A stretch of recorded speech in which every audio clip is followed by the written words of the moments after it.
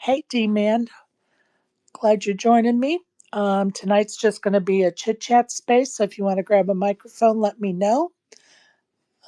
We're going to just talk about whatever anybody wants to bring up. I just wanted a little break from doing interviews this week.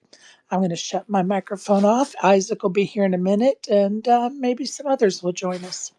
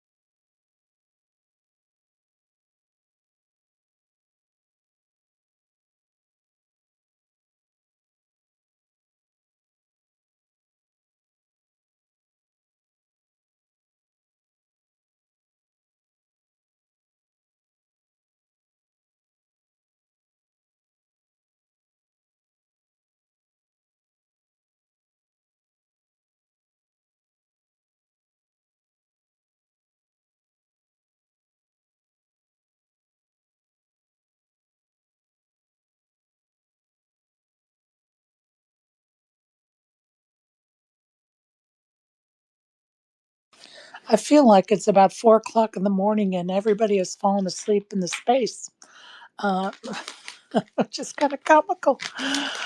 Uh, I'm going to give Isaac a few more minutes to get here because I know we wanted to chat about a few things.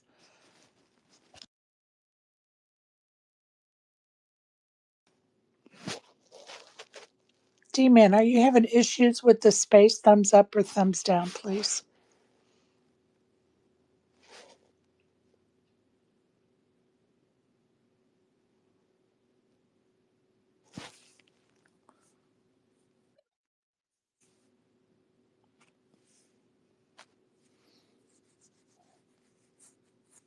Hey, ASG. I don't know if you heard me because you may have been transitioning in the space. Hey, ASG. Uh, yeah, I could hear you as a listener. How are you? All right. Awesome. What do you got going this weekend? You going to play poker or what? Still deciding. Think I might get a haircut, but yeah, nothing exciting planned. Okay. Hey, I don't think I've asked you yet because it's just been so far out there. Are you going to be able to come to Vegas in December for the WPT? No, my cousin's having bar mitzvah during I think when the main starts or I think it's like whatever around that the, weekend is. yeah, I think that's around like the 12th or maybe 13th, 14th, something Yeah, like so that. whatever that Saturday is that exact Saturday. So yeah, and I didn't win any seats before club shut down in New Jersey. Uh, Oh, so yeah, no plans for December this year. got it. Well, I need to find out when I go over to Rome and to Malta if there's like sites I can play on, like Poker Stars. I think I'll be able to play on Poker Stars when I'm in Malta, won't I?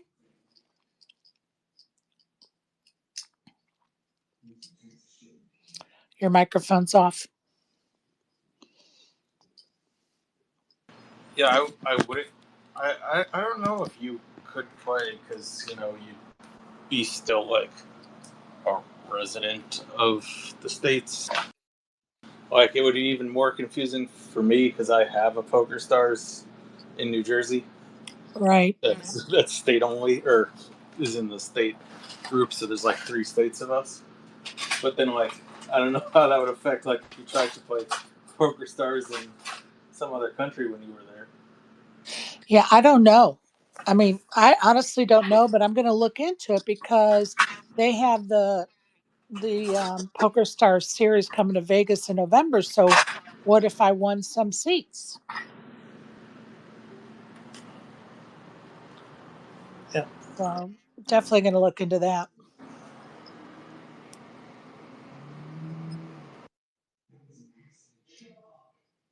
So, the Eagles won last night. I didn't watch but about 2 minutes of that game. Was it a struggle or was it an easy game for the Eagles to win?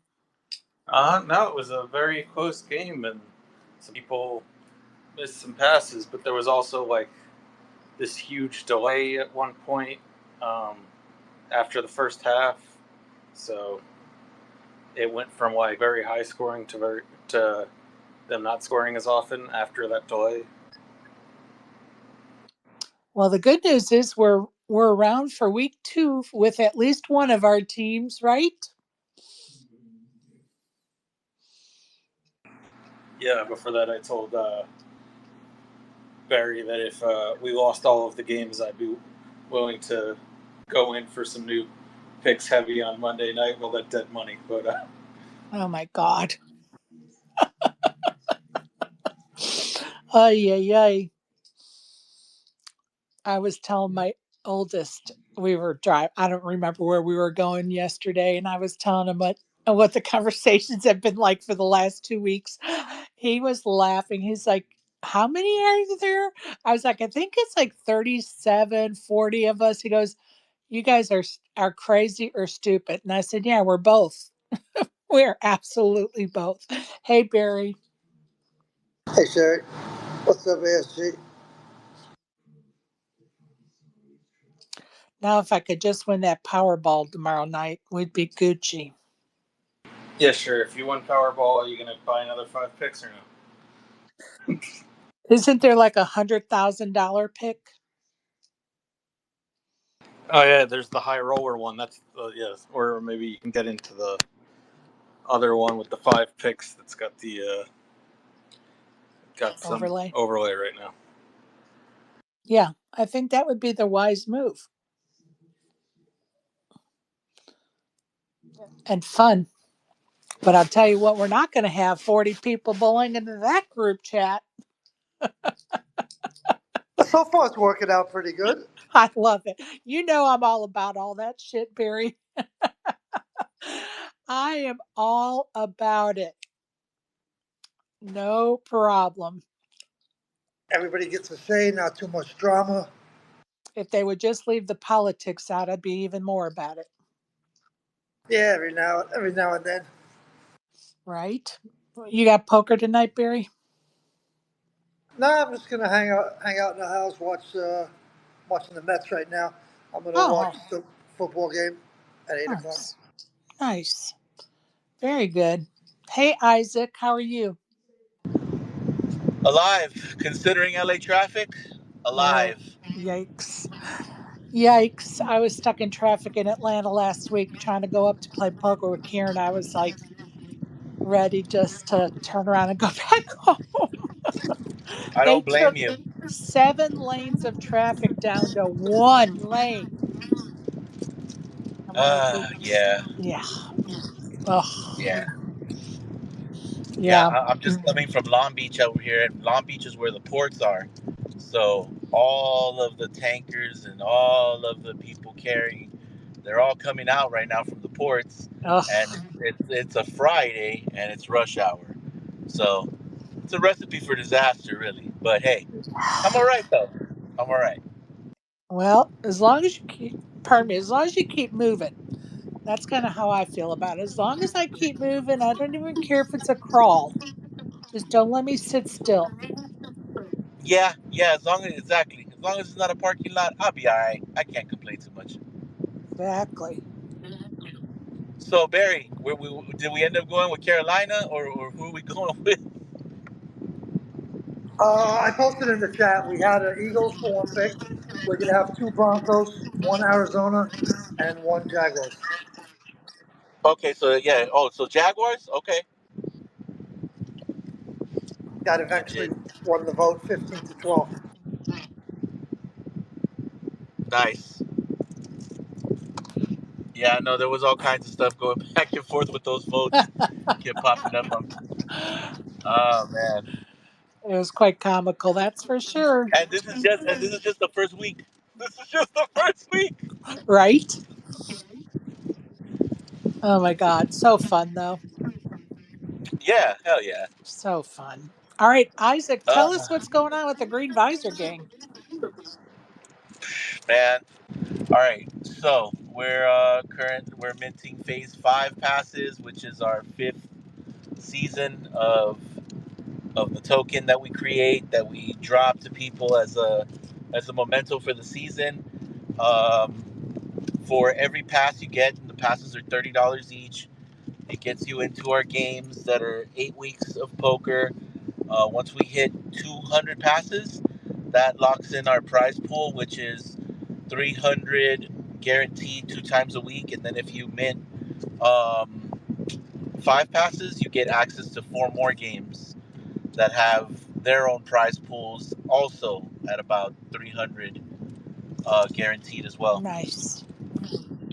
And then besides that, we're working on our NFT project, which there's been a lot going on with that because there's a whole lot that goes on with NFT projects. Like we have to structure what the value proposition is. The art is getting done right now. We're happy about the art. That is the one thing that it's moving in a great direction. We love what we're coming up with.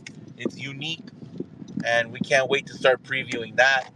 But besides that, there's just, the rollout and making sure that we get it out right, making sure that we build enough relationships for it to go smoothly and mint out, hopefully, like, first couple of days once we release. Good for you guys. And thank you.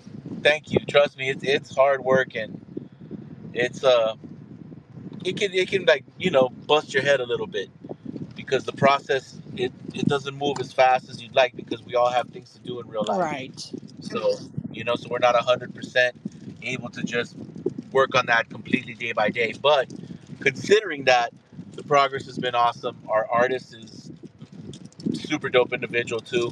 Been working his ass off for us. That's going great. Awesome. And aside from that, we're working on just, the raise and everything for the next iteration that we're gonna have of the one shot. So Awesome. that's the other thing we're figuring out right now before we say anything, but we should have an announcement for that probably in the next month-ish or Good so. for you guys. Right now, at first we were kind of like, oh, we want to get this out and we want to get this out and we want to get this out in like super fast timing. But, we've always said we're not in a rush. That's right. So we're starting to just, kind of like ease into that. And instead of trying to rush these things, just trying to make sure that every one of these things that we put together, is as much of a success as possible. It's about quality. Yep. Yep. So that's been what's been going on with us. Awesome. Aside from that, I've just been building a schedule in the server because we have the passes, and that is what that is. But day to day, I've been wanting to get a schedule together that kind of feels like a poker room Right. schedule. So we've had some games that now we're starting to run weekly. Like today, we have a 25 chip game. Every day we have like a 10 chip game. And what I've done is I've set up satellites for those. So there's like a 2 chip buy-in for the 10 chip, and there's a 3 chip buy-in for the 25 chip. And basically, once it hits a certain amount of players or players plus rebuys, it equals a ticket, right? So you can spin it up, Right. which I love to do. And there's a few people in the community that are all about that too. So I'm just trying to build that culture right now, like, and slowly get our cash system up and running how it needs to Well, be. you guys got a lot of spoons in the pot. A lot of spoons in the Boy, pot. oh boy. Boy, oh boy. Good for Yeah, you guys, though. At yeah. least you're not letting the grass grow under your feet. So good for you guys. Barry, are you going to the Borgata? Is it Borgata? That's, yeah. Poker Boss Lady has a series going. You going to the Mixed Game Festival? They have an 1100 horse on Sunday. I don't know which Sunday. Maybe this Sunday. That's like a little conflict for me because that's the only day I have my game. But on Oh yeah. Tuesday or Monday or Tuesday, I think the ninth, they're having a 2,500 game mix. So I might go for that. Show my support. Nice. Nice. How long of a ride is that for you About to get? 220, 2 hours, 20 Oh, minutes. that's a good distance. That's a little bit less than what I have to drive every time I want to go to a legit. That's the closest room for me. That's legit. Is about 3 hours. Yeah, 3 hours the other way is Foxwoods. So I'm not a fan of that drive. Yeah, I hear you. Well, you're going to probably see Kessler there. I think he's going up there for that. Yeah, I think he's going to be there Sunday for the horse.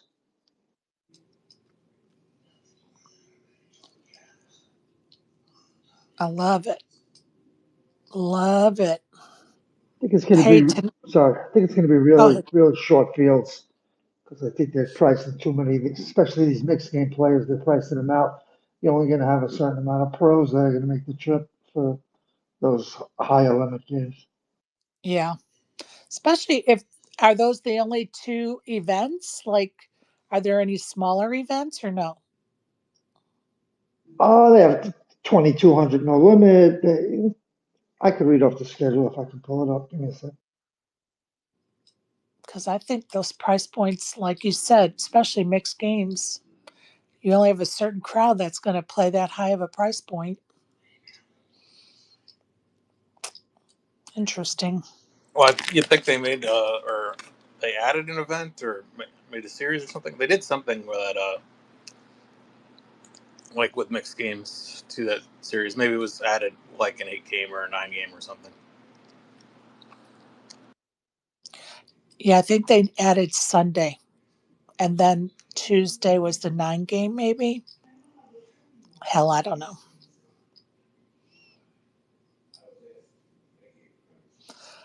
On HCL tonight, the magician Antonio is going to be on there with Airball and Jabril's coming back. That should be a fun table to watch tonight.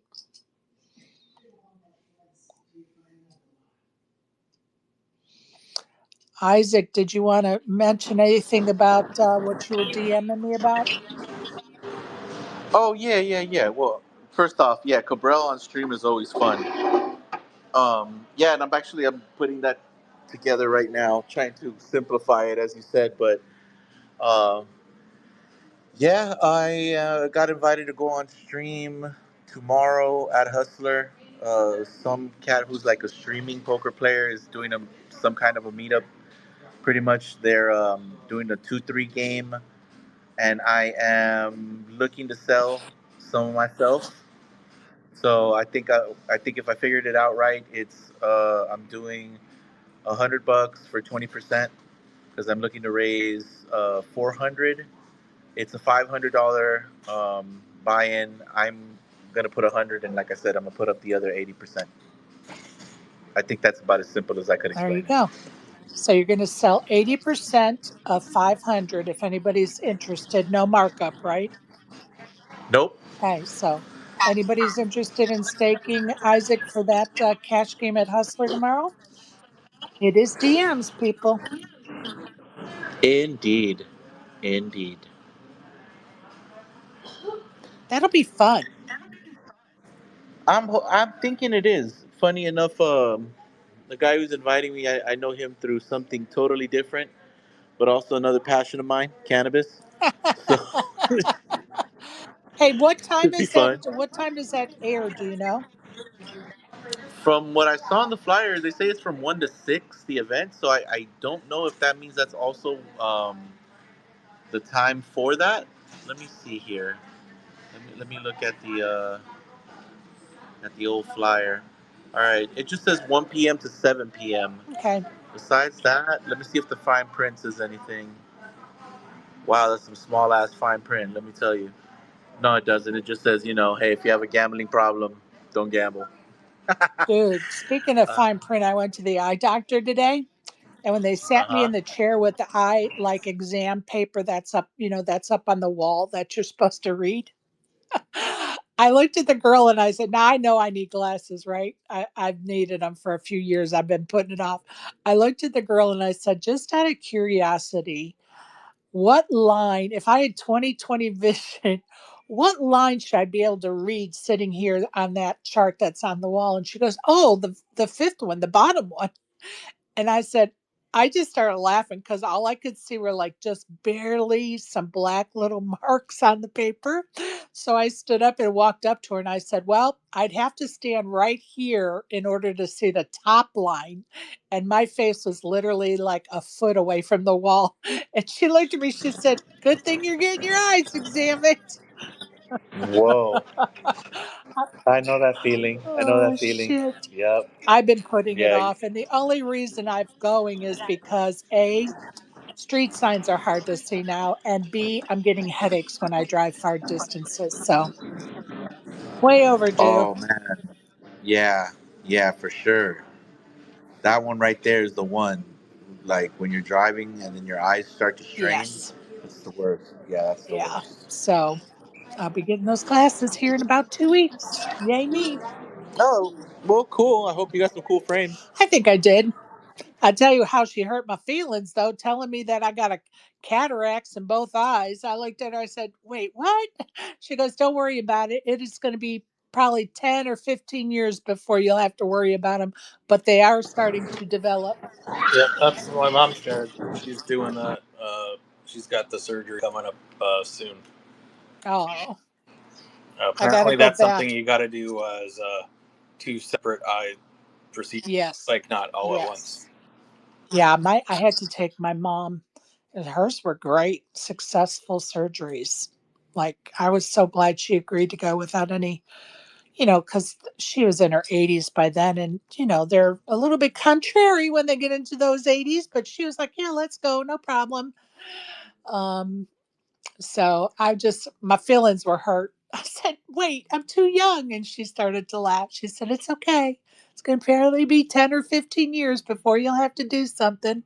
And then the next breath, she said, and I need you back here in 2 weeks because we got to check to make sure you don't have the onset of glaucoma. I'm seeing some funny stuff. And I said, okay. And of course, I've had a brother. My brother got glaucoma when he was 35 or 36. He had to have surgery. So, pretty good chance I probably have the onset of that. But anyway, Hey, you know what's really good for all of that? well, Cannabis. it's funny you said that because I was about an hour ago, I was like, wait a minute, I need to do a little research because I might have to talk to her about a card if it's good for it. I'm so glad you said that. Is it legal Yeah. medically in Georgia? Is that how it works? Yeah. Okay. Um, yeah. So I found the tweet. So there was always a $2,500 nine game, and they added an $1,100 horse. Oh, got it. Thank you. But so no other smaller events like No, 250, 500. the whole series is big events. Like that's the whole like for no limit Oh. to is that's like the thing they're doing on this one is that it's all like a high limit series Oh.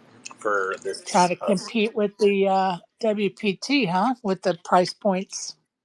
Yeah, they're I sent calling you the it. Well, schedule, I don't know, Sherry. but yeah, they're calling it the big buy-in event, and like every event is like there's one five.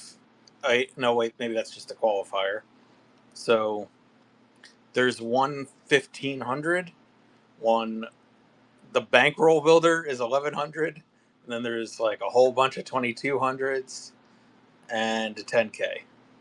And they added the 1100 horse the And day they before. added the 1,100 horse, and it looks like they have a couple of 1,500 one days that they call the on the 14th and 15th, which is the day one B and C of the 5,300. They have what they call a big already bagged quotes one day tournament.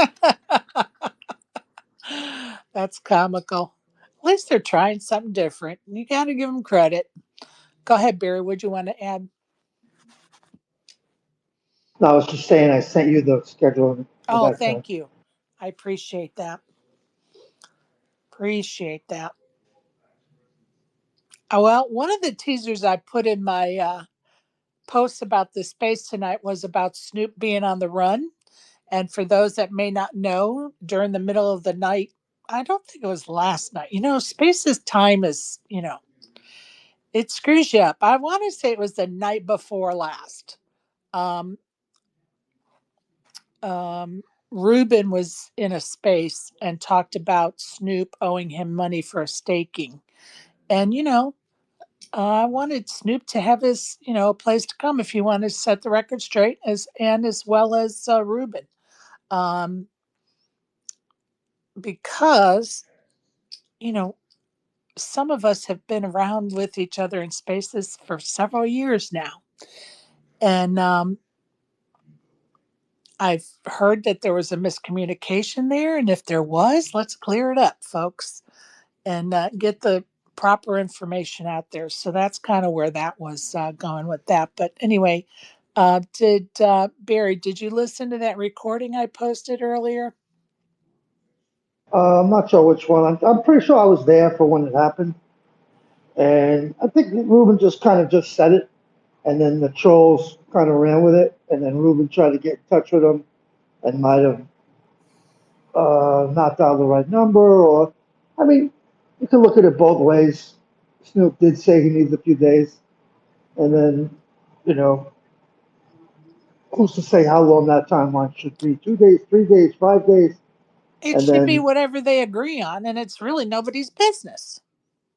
exactly. So, like I said, it was just something Ruben kind of just said, not to be, not even to really throw Snoop under the bus at No, the he time. was really just frustrated, honestly. I didn't think he was being any which way, but, you know, I just felt like I'd like to get the facts out there, so to speak. But once the nameless, faceless trolls get a hold of it, they're going to twist the narrative Mhm. and run with it, and you know, Yeah, they already got him as the cancer scamming doxing dwarf. So they love to play on that and make him the villain because they need a villain. It doesn't play without a villain. right. And the recording I was actually referring to that I posted earlier today was of Scamtoria in a space talking about a big scam in poker in spaces.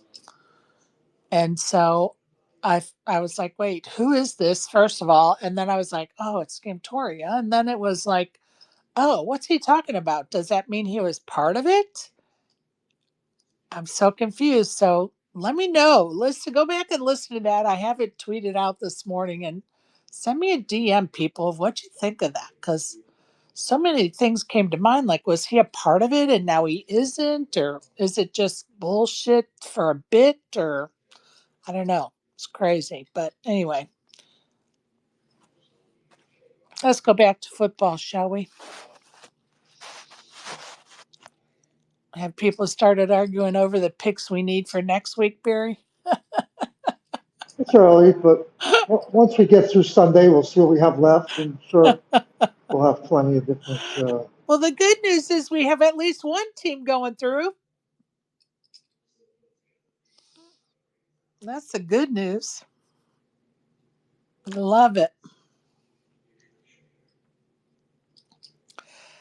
Hey, next Friday, you guys, we're going to do an interview with Lily Newhouse, who stopped by when I was interviewing J Man the other day. They are a couple, so I am looking forward to chatting with her and her experience on the live feed show. Um, should be fun to talk about that. ASG, I'm sure you'll enjoy that conversation too. And then the week after that, Papa Poker is going to join us, I should say. And we're going to talk about his Poker Cannonball series. He's traveling from from New York to LA, stopping along the way to play poker. Looking forward to catching up with him and, reliving some history. And so looking forward to both of those interviews. Should be good. Yeah, tried to sneak in some behind the scenes big game questions because, um, yeah, I'd in my head, Nikki's series was quote unquote more controversial, but I'm still curious about some aspects of it. I don't know. Did you watch uh, either season, both seasons? I did not watch all of the series of either. I've just seen, clips or partial parts of the segments, or, I'm almost to the point because I'm involved with so much that I just don't have the time to watch everything anymore. Yeah. And I really am hoping to go back and watch the entire Lily season because I really do want to see it from start to finish. Yeah. So the thing I was talking about was, and I think it was more on Nikki's season, but also on hers. Of just like, I'm curious how much Nadia Magnus was involved in like actually giving advice or whatever, because they showed her more as like trying to make sure they're not on tilt or whatever. But it seemed like there were times, especially towards the end of the episode, where you should be telling people, due to the how the staking aspect works, basically, that remember, if you get all in, don't run it twice, because you're never gonna get into your profits with how much time is left if you keep running it twice. Like that kind of advice did seem to kind of happen. And yeah, I was curious if they were allowed to give that kind of advice, or if they did and it just didn't make the editor, how that worked. Oh, interesting. I know that in something I read or watched in researching for my questions, um, it was mentioned that Nadia was kind of coaching Lily through the series. So I don't know if Nadia does that for everybody, or if the coaches are assigned a player, or how all that works. I don't know. Yeah, she was the coach for both seasons. She was Nikki's coach, Oh, and got it. so I think she was just the designated coach. I don't think there were options, Got it. Got it. because she was I believe she was a loose cannon in the first seasons, Yes. in the first run. Yes, she So that was was. kind of like the connection of like, oh, this is one of our, this is our success story kind of thing. Yes. She definitely was a loose cannon. I do remember that. She does a lot of good for the world of poker. And she definitely is one of those pros that reaches back to help women in poker. When I did you read Vanessa Cade's rant about a week or 10 days ago about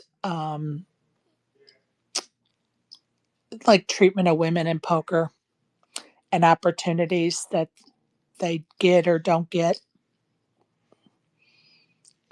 I mean, yeah, I read. I believe I read it before it was deleted. Yeah. Yeah. Well, I started to write a response tweet. And I don't jump on board on the man bashing thing. I don't. I jump on board with what's right and what's wrong. Doesn't matter if you're man or woman doing it.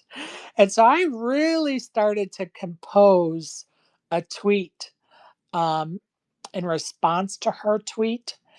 And part of my response was, we have to kind of take responsibilities for ourselves. And, you know, women are kind of behind the eight ball just because there A, not a lot of women in poker, but B, we're kind of late to the table. And that's nobody's fault necessarily. I mean, if you think about it in the history, yes, it was a man's game, so to speak. But those doors are open. And now the women that have walked through it, have they reached back to help? Like, she mentioned some female names. And part of my response was, those ladies that you included have they staked women? Have they reached back and pulled any females forward? At what point is it our own responsibilities? And I I saved it as a draft because I was not feeling well, and I was like, this is going to open a holy shit can of worms if I post this, right? And so I ended up not posting it, but I did have some feelings about that tweet for sure. And Nadia, she's one that reaches back, and she, stakes women, she coaches women, she helps women. And when Vanessa won that big tournament online, did she did she reach back? Did she stake people? Did she do all those things that she's complaining that no one's done for her? I don't know. But I would like to know the answer to that question or those questions. Like walk the walk, talk the talk, walk the walk. And I don't know. She may have given it all back to women. I don't know. I'm not saying that she hasn't. I'm just asking, has it happened? So anyway, moving along. Moving along. Anybody else got anything? I mean, that's pretty interesting, though. Honestly, I know you want to move on from it, but it is an interesting conversation, right? Because it's always the ones that talk the most shit that don't do shit when the tables are turned. Well, and Well, I mean, like she was talking about big sponsorships and being in the group that gets like the stakings for the high stakes games, and that come with the expert coaching and whatnot. Like, okay. So she won how many? I don't remember. Was it 1 million or 2 million or 3 million, whatever it was on ACR? So, like, did she start a company? It, like, did Vanessa Selps, that was a name she mentioned. How many millions did Vanessa win? Did she start some kind of poker related company that could have sponsored players and, well, site done sponsor exactly players, not companies. Like ACR sponsors players or right? coaches. They sponsored Vanessa, the one complaining. She was an ACR sponsored pro, Right, and then she quit due to how she was treated and how right? they treated women. Right. 100%. And I applaud her for taking a stance on that. I was been very vocal on that. But you're complaining that it's not happening, but you had that opportunity. Not saying that she shouldn't have quit. She should have quit. 100%. Nobody should suffer at the hand of harassment. Um, but my point is, she's complaining it's not happening, but in fact, it is happening. You know, outside of Chrissy, who has Alex, you still don't see um, like females in the high rollers or at Triton or whatever. Well, There's Schwinn Lou was the first female, wasn't she? And she went on to win in Triton, right? Or am I mixing that up? Yeah, she did. there's one. She won she won one of the smaller ones, but she did win it. Yeah. And that's major. That's Yeah, huge. yeah. So we just need more people. I mean, I shouldn't say we need more people, and but kind of, yeah. That's like you need more representation in that scene, so it's not like, so it becomes less of a huge deal the next time somebody wins it. And I totally agree. But we have to remember that we don't have that very many women in poker, and how many are actually at that level that could go to a Triton and Well, win it. yeah, that's the question: is how you get people to that level and have equal opportunities. Because I've heard Berkey talk about this before about like basically once you reach like that, basically at a certain level it all becomes about like having a social network. So like people like to be with who they're similar to, so Right. like And that goes back to my point of women reaching back to help other women. And guess what? If a female gets staked into enough 5Ks, 10Ks, 25Ks, she's going to build up her game to be able to go to a Triton and play. So that's where I'm at with it. Like, I mean, Vanessa won this big tournament. What did she do to reach back to help others? Go ahead, Isaac. I to me, I just want to know what Jennifer Harmon feels like, because to me, she's the most beast, high stakes player, like female wise, that I'm aware of. Yeah, in the Right? cash Like gates, I completely agree. And like she and she's like, yo, she's like really though a beast. and She she has been sponsored, right? And but has she reached back? We can't That's well, say, that kind of goes back to what I'm yeah, saying. Like, I don't know what she's done in exactly. terms of like for women in poker, Right. but I guess my thing is like, what's her thoughts on even the concept, right? Like, it's dope that associations exist for women to grow in poker and all of that. I've always been a full supporter of that, right? But if a woman chooses like not to go that path, you know, what's right or wrong? Now, this particular person was complaining about it, right? And it's a good question, or it's a good thing to call them out. Right. Like, if you felt like that, how do you feel now? Well, and what did you do to Right. change that? That's my whole thing is okay, but we can't blame this, part of poker when what are we doing for ourselves? Like we're as much to blame when we have women that are multimillionaires because of poker and that may or may not be reaching back to help others. Exactly. That's where I'm at with it. And if I had been Because feeling better, poker, I probably as would have much as I've posted. always known it, it's cold blooded. Poker's a cold blooded thing. So to begin with, when you start adding like that other element that's almost like a philanthropy, well, I don't know if you want to say philanthropy, but let's just say on the sponsorship level, right? Do they look? Are they enough for the brand of poker that the sponsors are looking for? I Well, don't and know, did they get picked right? up by a group, a company, and now they're a poker coach with a big name company? And why not give your coaching for free to a female player to help her come up to standard? That's a fact. That's a fact. So, Yep. I mean, there's I like lots that. of I like that there's standpoint. lots of ways to look at it, and it doesn't have to be the ACRs of the world to bring the females along. At least not in my opinion. Welcome, Matt. Go ahead, buddy. Hey, thanks, Sherry. I should say evening to you all over there. Hope you're all keeping well across the pond. Thank you for staying up late to come join us. Oh, come on, Sherry. How could I not? Appreciate that. So you were interesting conversation that you were all having over there. I was just going to ask you, Sherry. Speaking of sponsors, what do you think of, in general, anyway, sponsorship in poker? Do you think it helps poker? Do you think it's got it on the map, or do you think it needs more improving? I think all of the above. I think sponsorship, as far as our poker media is concerned, is horrible.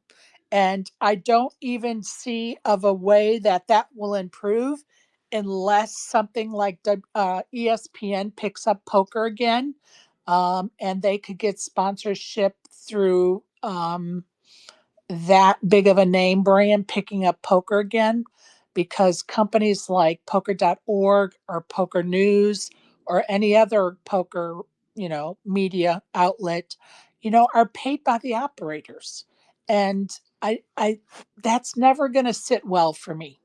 And it's not fair to them because sometimes it ties their hands, which we've all heard in spaces before, that sometimes their hands are tied because they are being paid by the operators.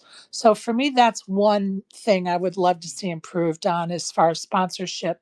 The other is excuse me, the gatekeeping. The gatekeeping of sponsorships. I'm not going to call out any specific shows or programs, but if you are in the poker world and you take a really close look at what's going on, unless you know somebody or are related to somebody, you're never going to get the opportunity to be on that show or be a participant. And that's never a good look. And unfortunately, not enough people are familiar with the names to know who's related to who and who's getting those privileges because they are. So that would be for me. Why would I say that about sponsorship? Because is that really the look the sponsors want? And why are they allowing that to happen? Is it because it's a closed market? I don't know, but it's not a good look as far as I'm concerned. As far as individual players, I wish we had more sponsors. Like back in the day, Rick O'Connor, talked about working for the Hard Rock in Tulsa and how they sponsored players. One of Scotty Wynn was a sponsored player from that casino. And I would love to see more operators sponsor players and not just the big name players. Some of these folks that are, successful, like a Preston McEwen or I can't think of somebody else off the top of my head that are what you would say are up and comers. But Preston has 6 or 7 circuit rings right now. And as much as we may not like them, Maurice just got his 20th ring. Shouldn't he have a sponsor, an operator sponsor him? It sure would make stakers' lives better for sure. But anyway, so yeah, I hope that I answered your question. Go ahead, Matt. Blimey, couldn't put it better myself. Everything you were saying there, 100% agree with you. And I didn't know about that with Scotty. I didn't know he had a sponsorship. That's a new one on me. Yeah, back in the day, a lot of operators sponsored players, and part of the sponsorship was that they had to come to that casino and have and host events throughout the year, right? And so that would be a draw to that casino that would fill up their poker room. Scotty Wynn's coming and he's going to be here for a tournament series. So people would come to that tournament series. And Yeah. it's good for everybody. It's good for the operators. It certainly is good for the players. Couldn't agree more, absolutely. You were saying about ESPN. I seem to remember back in the days over here, I think we had BT Sport ESPN, and they showed World Series of Poker. In fact, the one showed it live when it was the main event back in July, but that was a long time ago. But I'm just thinking, Oh yeah, at one why? point, definitely ESPN definitely was a sponsor of the World Series of Poker at one point in time, and now it's been switched over, isn't it? CBS now, I want to say. Yep, CBS Sports. Yeah. So at one point, it was sponsored by ESPN, and it's really kind of a shame that that didn't continue because I think poker would be at a different level as far as sponsorships were concerned if ESPN had not dropped us. I think it was, very detrimental to the world of poker. Well, I'm about to ask an ignorant ass question. Who owned the WSOP back in the ESPN days? Caesars. Caesars owned it? Yeah, because it was at the Rio, Yeah, it started off, I guess, technically Binion's, and right? then Yeah, that's kind of what I wanted to find out. Is that was it the Binion family that had the original agreement, and did it? Because when ownership changes, affiliations change. oh no, it's the So contract expired at that point finally in like whatever year 20. okay, so it was like the NFL, like it's a bid thing, and whoever Right. wins out gets it. Except like like we're talking about like poker is not like the NFL. Like What's it's up? if ESPN had a good but not the highest offer, it would still be better for poker if they took the ESPN deal.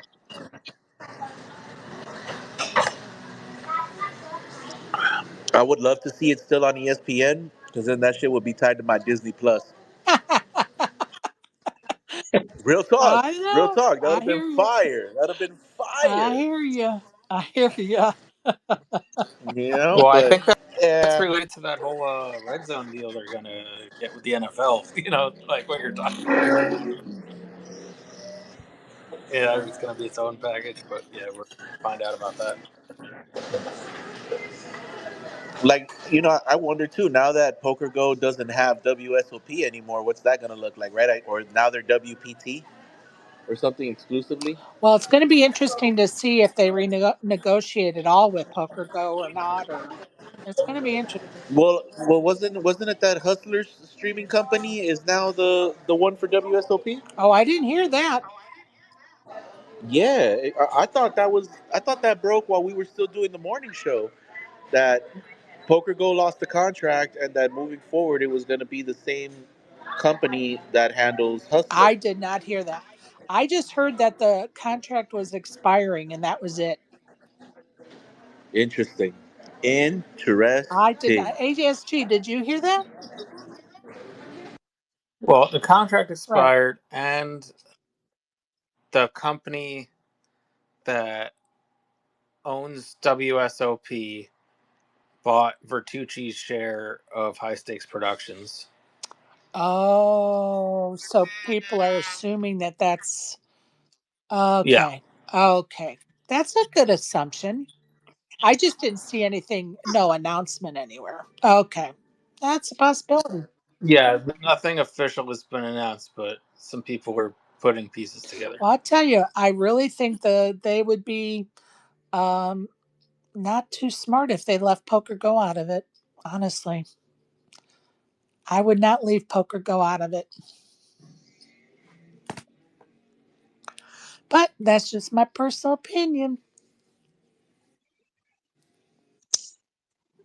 So sounds 100% to me, Sherry. I've got to say. Yeah, it sounds pretty much. I tell you, it's always developing, isn't it? Yeah, but what if, say, for example, I mean, poker's popular over here as well across these shores.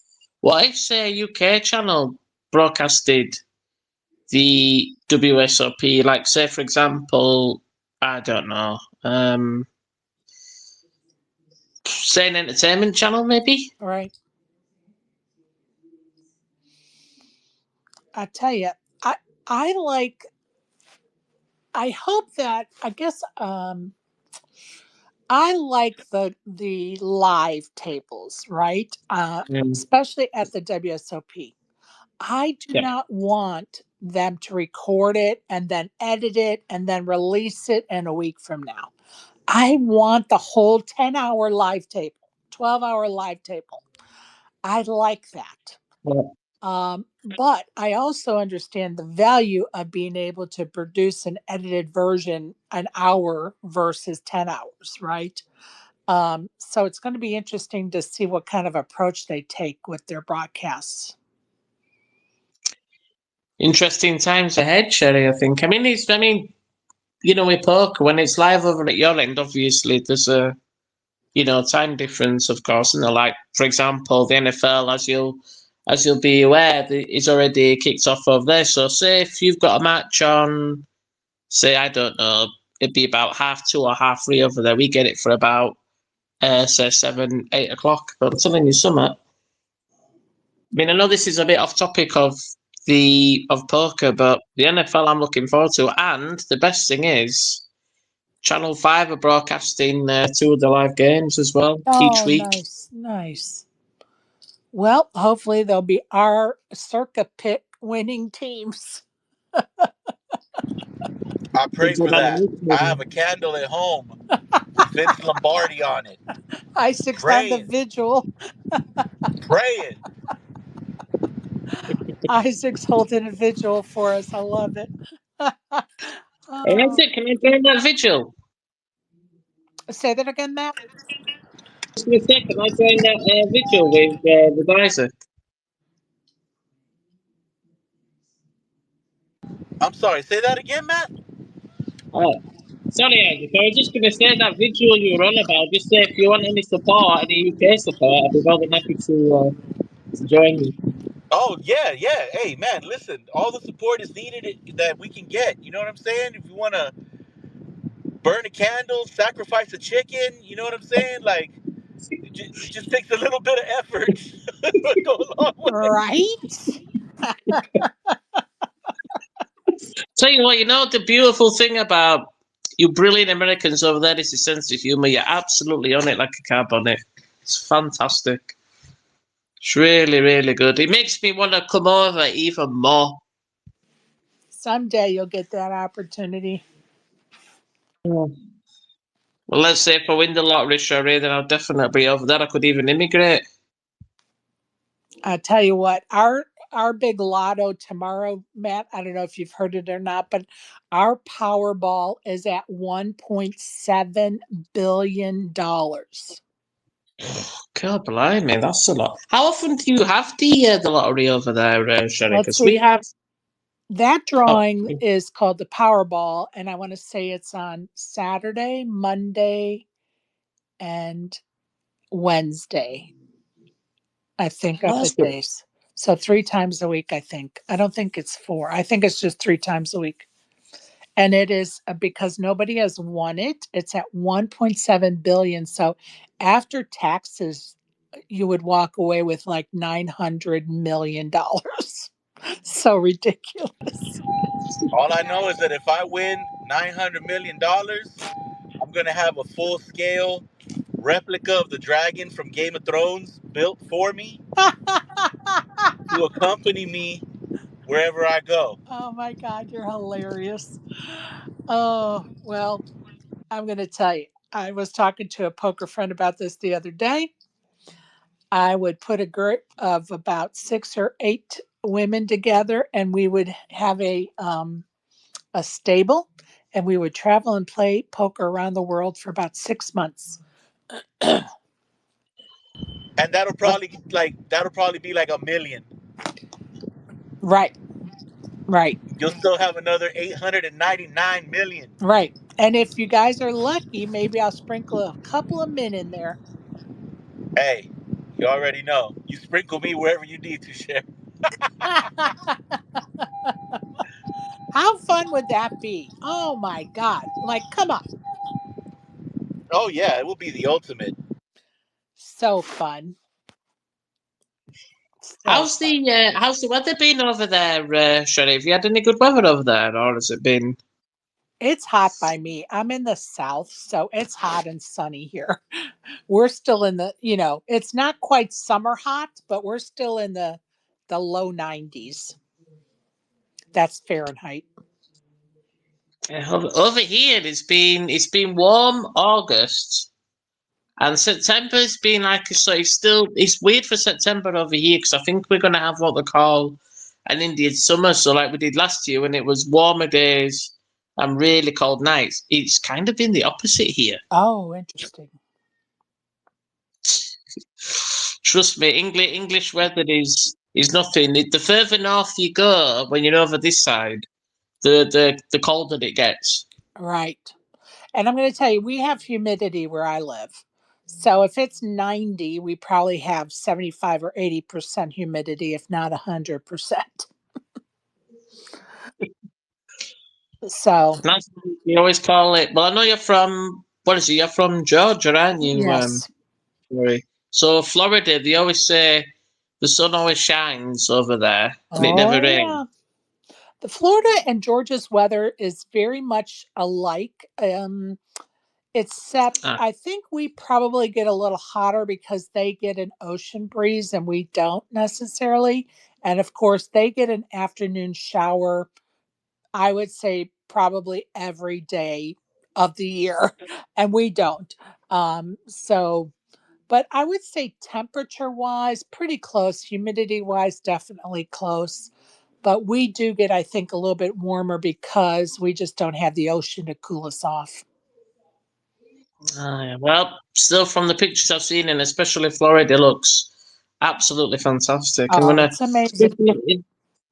definitely save up and go. Actually, speaking of traveling, I've applied to work for a well-known travel company over here. And Sherry, if I may ask a little favour, if I do get the job and I need a bit more information on your lovely country, would you be able to send me some over? Oh, sure. Sure. Absolutely. We will help you as much as we can, Matt. I want to give a little shout out to Bathwater for Buy-ins. I see you down there. James F. Michael, Exec Deck. I'm glad you're joining us, D-Man. Green Visor Gang. Appreciate y'all. We're just hanging out tonight. I just didn't feel like putting in the work to do an interview this week. I'm taking the week off from an interview. Just thought we'd chit chat about whatever you want to chit chat about, folks. Oh, yes. Oh, Sherry, you mentioned about watching rugby. Our rugby we have over here. Right. There's another way that you can get into it. Because I know you'll probably have the ESPN app over there, right? Yes. If you Uh-oh. We lost you. Matt, turn your microphone back on. Sorry, Sherry, That's my okay. apologies. I'm going to say there's and I think it's ESPN Scrum, and it's a Scrum ESPN Scrum app, and all the rugby's on there. Or if you just go on the ESPN app itself and just type in rugby, it'll come up for you on there. Okay. All right. So I just thought I'd let you know on that I one. I was going to say Sky Sports, but I know you don't have Sky Sports over there, do you? Unfortunately. appreciate that. No problem. If I No, can we do see not if there's a link. have Sky Sports. Although I've seen it on some satellite channels. Or, some people. Hey, how does that bust of that company that was doing the, like, I don't know what to call it, the streaming company that was busted and shut down? Streamies.io. Yeah, how does that affect everybody? Is that like millions of people use that or what? Yeah, I would say so. I mean, enough people used it that they caught LeBron on it on the sidelines of a game once. That was funny. Oh, And I think I've even seen some tweets from major companies that have a screenshot that you can tell has been from Streamies. So, yeah, it's definitely too widely known for its own good. oh, wow. Yeah, I wondered about that. I was like, I don't keep up with all that. So I was just trying to follow that story a little bit just because I didn't know about it. And I was like, it must be a lot of people using it because they really hunted those folks down. Nice to meet you. Thank you for that information. I didn't know that about that TV channel, so thanks for that. Hey, you guys, got to put a plug in for Elevated Results. They've been my sponsor since day one. And if you need to lose weight or gain weight, Elevated Results can design that plan. Follow them on Twitter and check out their site at elevatorresultspt.com. Thank you. Thank you. Elevated results. I don't know if we can get that over here actually, or is there anything similar? I think. Oh, I'm sure there is. And they're just, physical fitness, right? And so they work on a personal plan for you, your health. If you have health issues, they design a plan around your health issues and needs. So any limitations or whatever. Sounds fascinating. I'll definitely check that out. Nice one, Sherry. Thanks. Appreciate that. I was really kind of hoping Gamble would come in here, but I think he's avoiding me tonight. But we'll catch up with him. I had some questions for him. He was talking about something the other day, and I just wanted some more details. Summon him. Summon him. Everybody send him a DM saying, "Where are you getting here?" Just drop a little invite in the chat. I'm sure enough people will have an opinion about it one way or the other anyway. Oh God, too funny. Too funny. Hey Sherry, I've just had an idea. Would you mind if I share Yeah, it? go ahead. You know the I know this is to do with your guests. You know the rapid fire that you do, which I really enjoy. The big, Um, the big what? you know the rapid fire Oh questions yeah. that you usually do with the guests. How about going around the horn and asking us? You know, just for a bit of fun. Oh, all right. I'll tell you what. I'm going to let Y up here, and hopefully, I'm not going to regret this decision. Y. And while Y connects and gives us his questions or her questions, I'm going to try to write down some rapid fire questions. Welcome, Y. Go ahead. Hi there, Sherry. How's it going? Good. How are you today? Pretty good. Thanks for the opportunity, and hi, everybody else. Um, I had an experience playing a tournament recently, and I just wanted to share my story. But it looks Perfect. like at the time, like while I was connecting to become a speaker, someone else was throwing out another idea. So I don't want to get in the way. No, no, no. Go right ahead because while you talk about your experience, I'm going to be writing down what Matt wants me to do and coming up with some ideas. So please go ahead. Great. So I live in Colorado. The MSPT tour was here recently in July.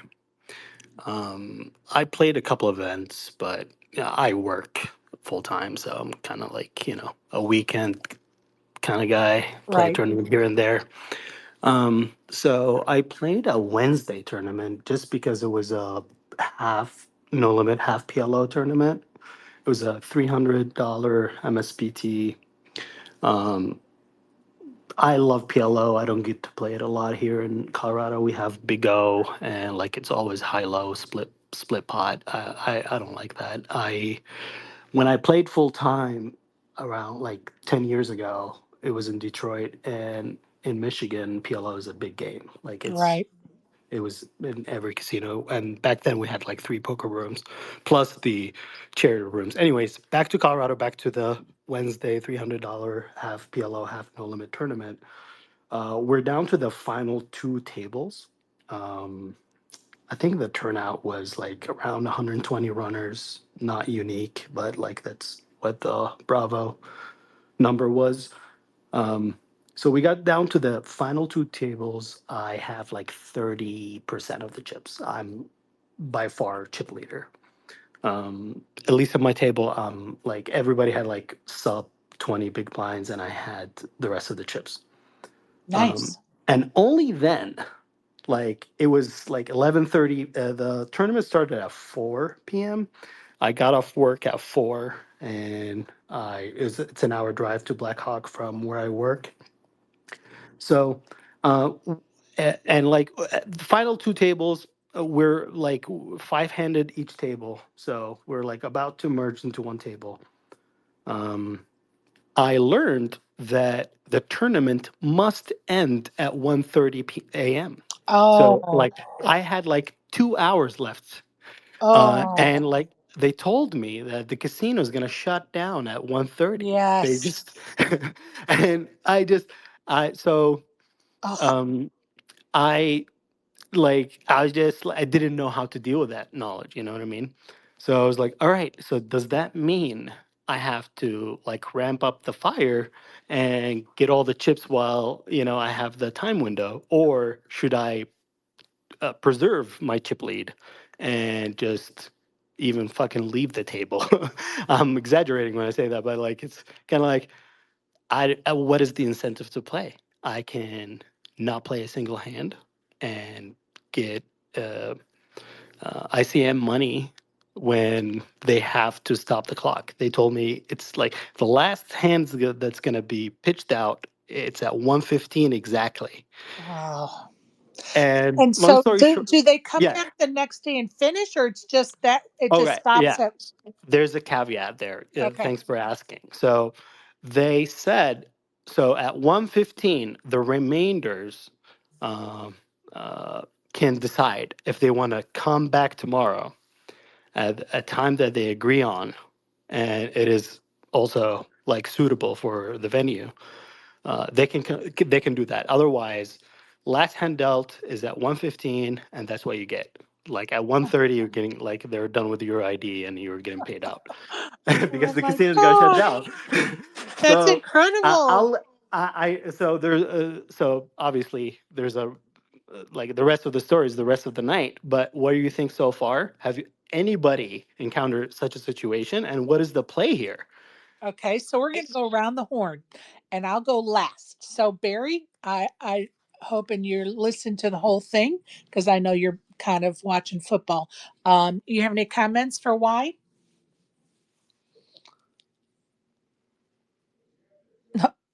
How about you, ASG? Sorry, I wasn't really. Okay, So so it's yeah, recap. He's playing Omaha, right? yeah. Why? Oh yeah, he's playing Omaha, and in their casino at Blackhawk, the tournament had the last hand had to be pitched at 1:15 in the morning. That was going to be the last hand. When they got to that point, they were going to allow the table to decide if they were just going to ICM at that point and it'd be done or come back another time and finish off the tournament. And his question is, has anybody ever run into that? And the other part of it is, what should he have done as a chip leader? Sit on a stack and just go for the ICM, chop, which would be better in his favor with a bigger stack, of course? Or should he, be aggressive or what? What are your thoughts? Well, I don't play in any casinos that close. So yeah, I haven't run into that situation. As for being the chip leader, I guess I would do kind of a combination where I care more about knocking people out than building my stack if I'm kind of going for an ICM route, I think. All right. Isaac, you have any comments? To quote the Mad King in Game of Thrones, burn them all. If anybody's in the audience who wants to come up and give us comments on this, please feel free to request. For me, first of all, I don't play Omaha, so I don't know if I'm looking at it through the right lens, but let's just pretend I am for a moment.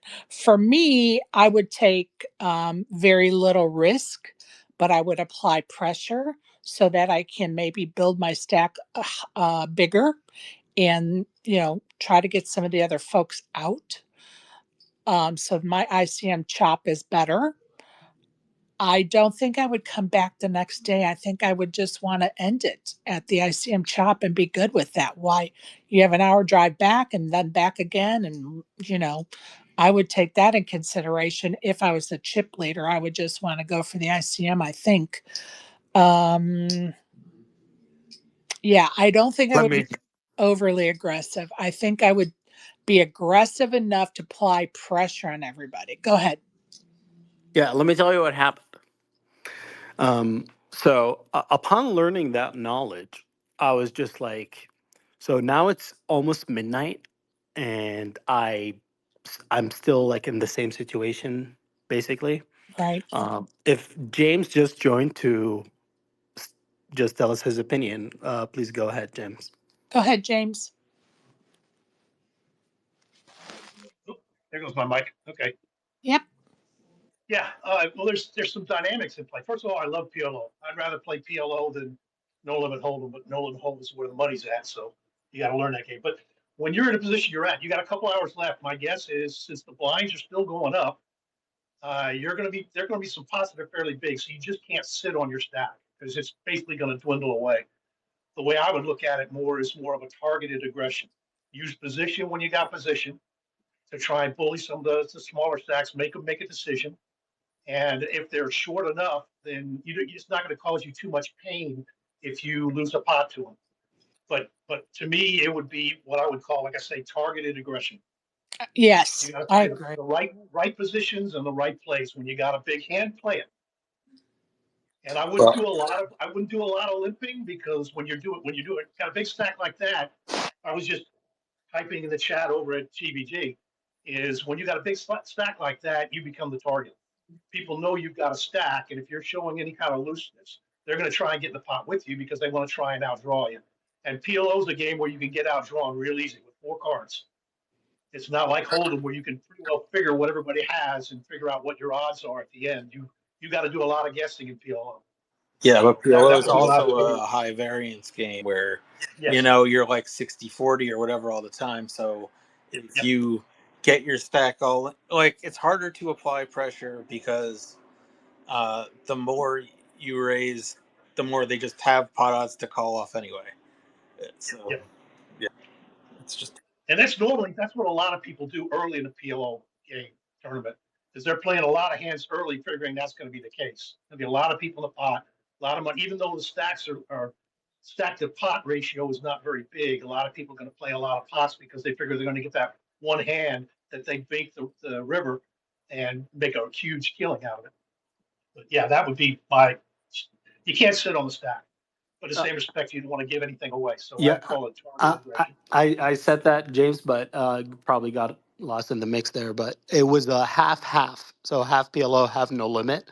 Well, what you said Ah, is completely valid because I won the biggest pots in PLO hands, and like I ran well. I'm not the shit. You know what I mean? So it's kind of you're like the shit when you're running well. yeah. That was like when your wraps hit and like like your sets hold in PLO, you're running well. Yep, Yeah, yep, so it's kind of you're playing on a 7% edge, so it's kind of like yeah, whatever. So that's true. yeah, but long story short, Sherry, unless you wanted to comment on James, No, um, cause Oh yeah, I, I just had one other yeah, thing to go say ahead. is that more than likely, depending on how many people are left at 115, it's going to end then.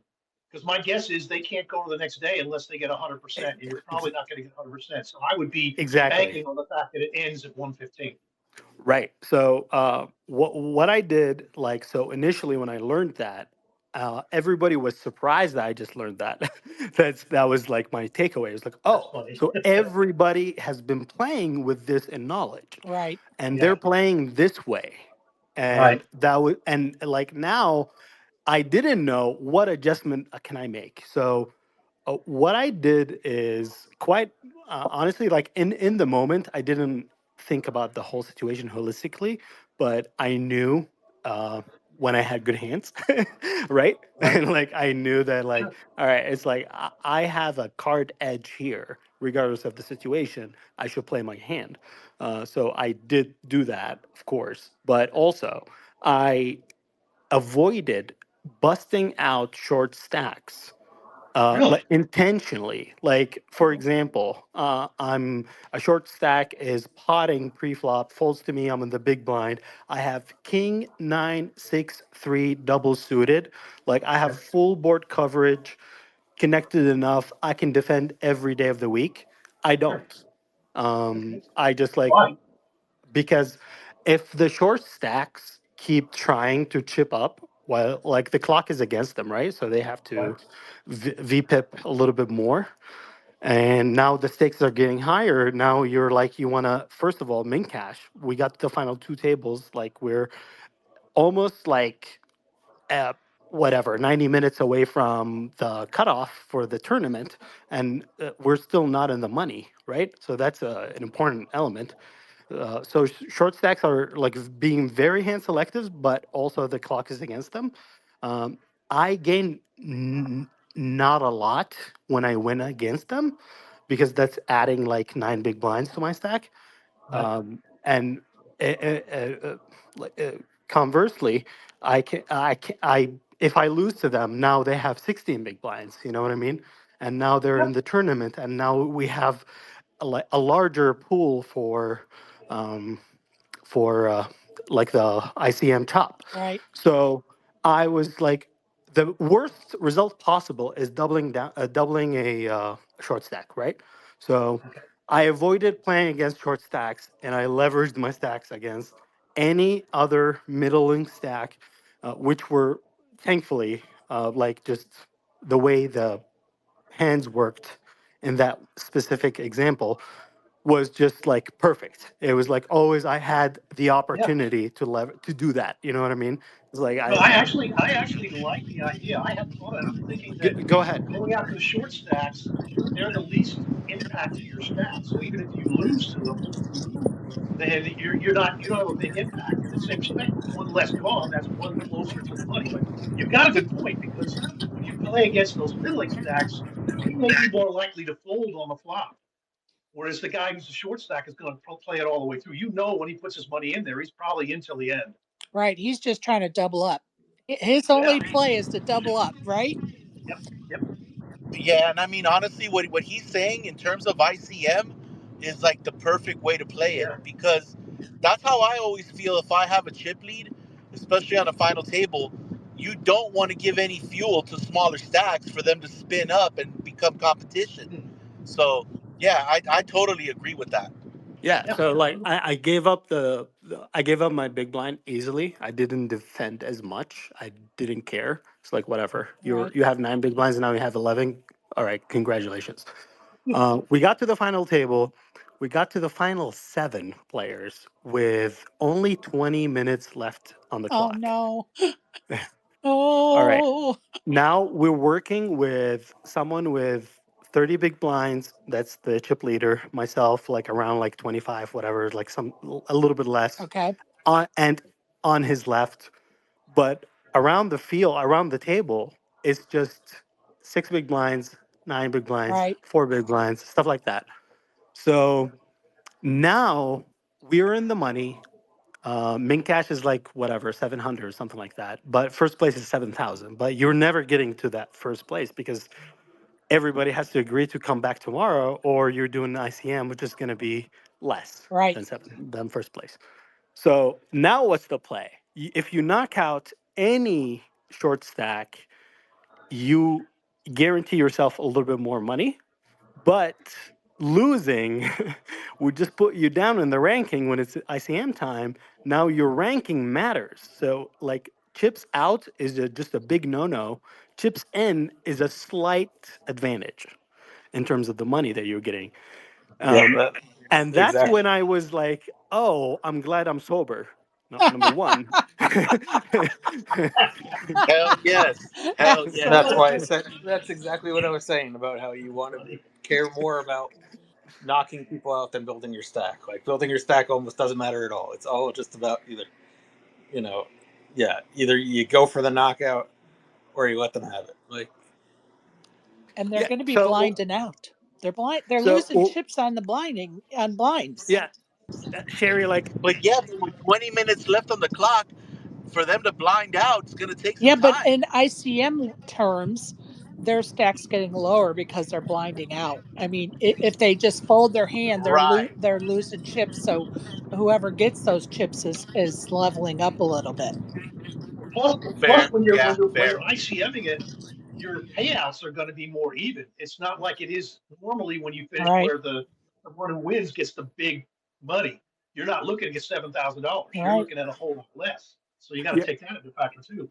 exactly, James. So, like, when we eventually chopped it out, and I jumped the middle story there, but when we eventually chopped it out, first place got 4,900. Yeah. So, Yep. yeah, Yeah. ICM chop is different. Yep. But so what happened is, no matter how much you think about the situation, the cards play themselves, guys. Yep. It's fucking poker, and someone that has aces versus kings double suited, it's going in. Right. Yeah. So that's exactly what happened, and we ended up chopping 5 ways at exactly 115. Um, the result is on my hand and mop if you want to take a look at it, Sherry. But the difference between first and fourth, which is what I got. Um, I can't even tell you how I lost the chips, but I got fourth for 4,300, I Nice. think, and Yeah. or sorry, 3,400. I Nice. mixed it, and then like first place got like 40 something. So it was like $1,000 difference between first Yep. place and fourth place, Right. which is never the case in regular Right. tournament. Okay. So, you'll have to DM me your real name so I can look up your hand and mouth.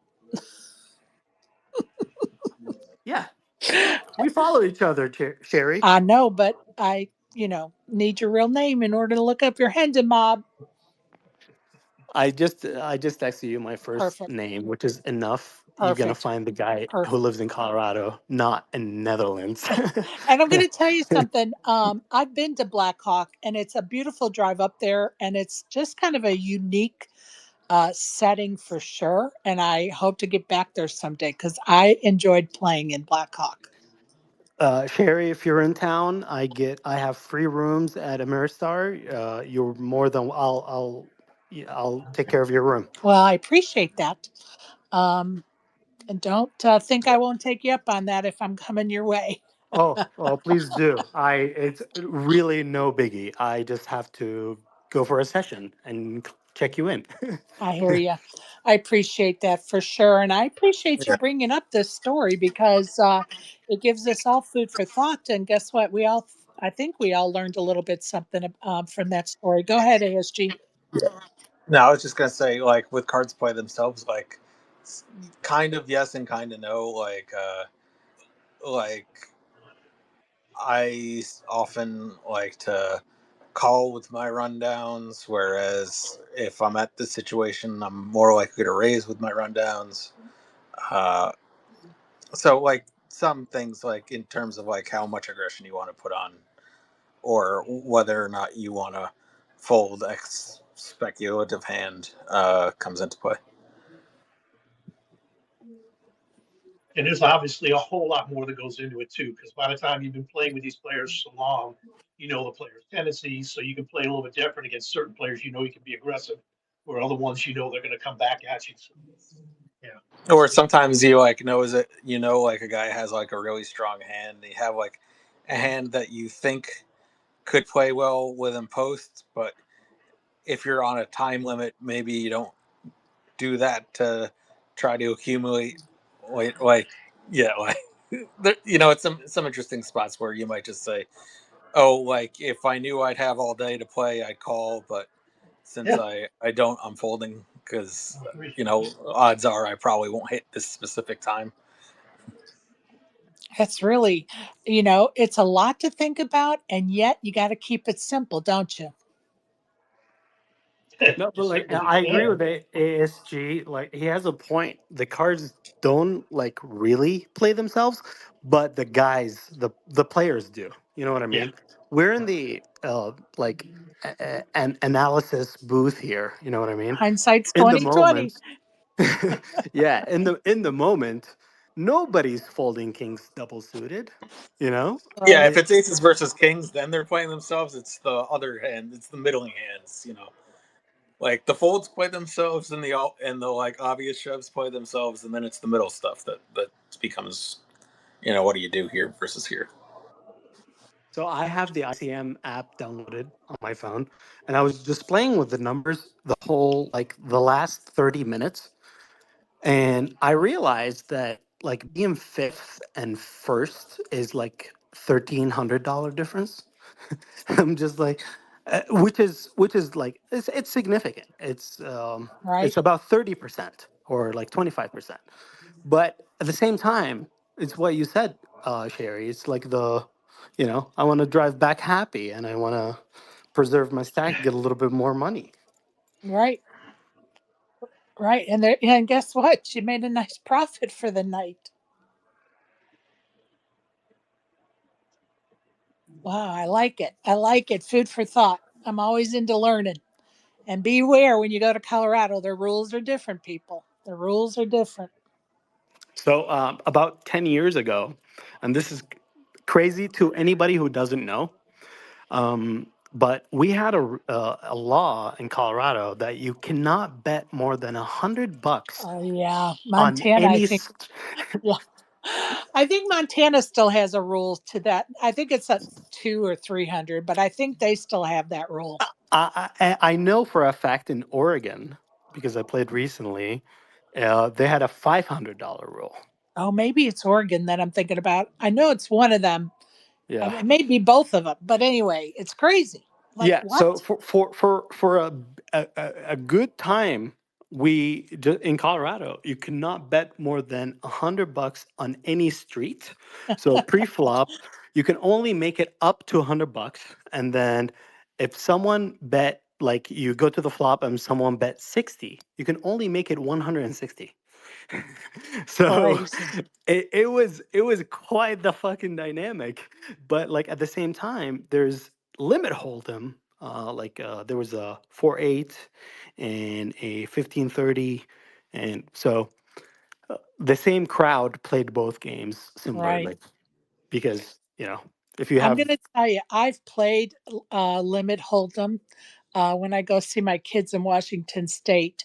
Unless you're on a reservation, you can only have limit games. Only a reservation can have a no limit game. So I will play uh, a limit hold'em game, and it is such Town for me because I'm a no limit player.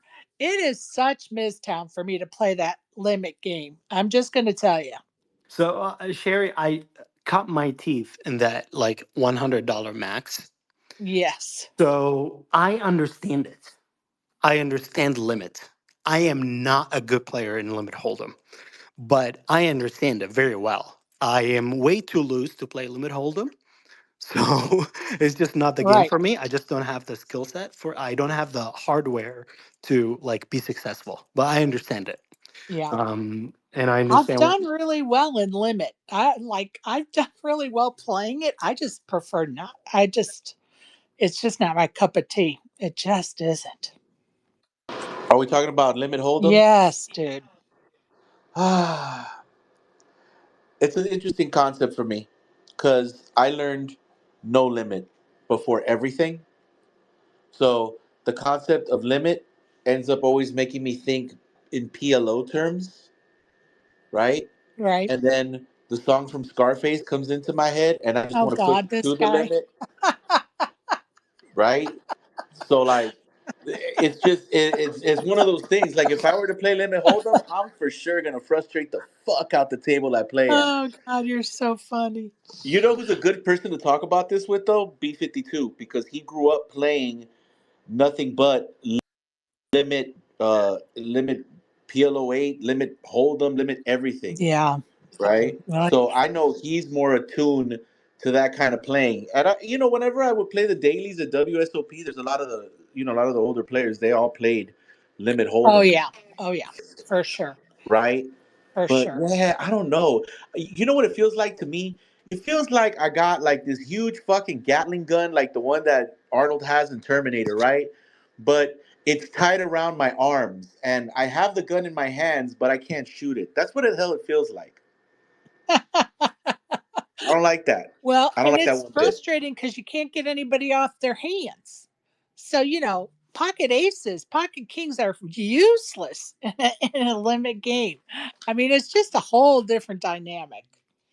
It really Everybody's is. just riding It really high is. to the river, right? And whatever the river gives is what's. But yeah, it's just not my cup of tea. All right, I promised Matt I'd get back to him with a rapid fire, and I designed one just for you, Matt. Are you ready? Oh wow, I'm honoured. Yeah, yes, Sherry, ready whenever you're All ready. right. Beach or mountains?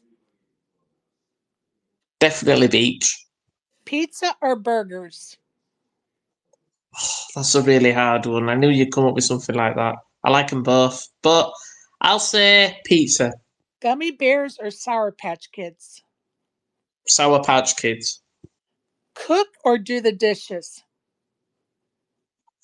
Definitely cook. Text or have a phone call?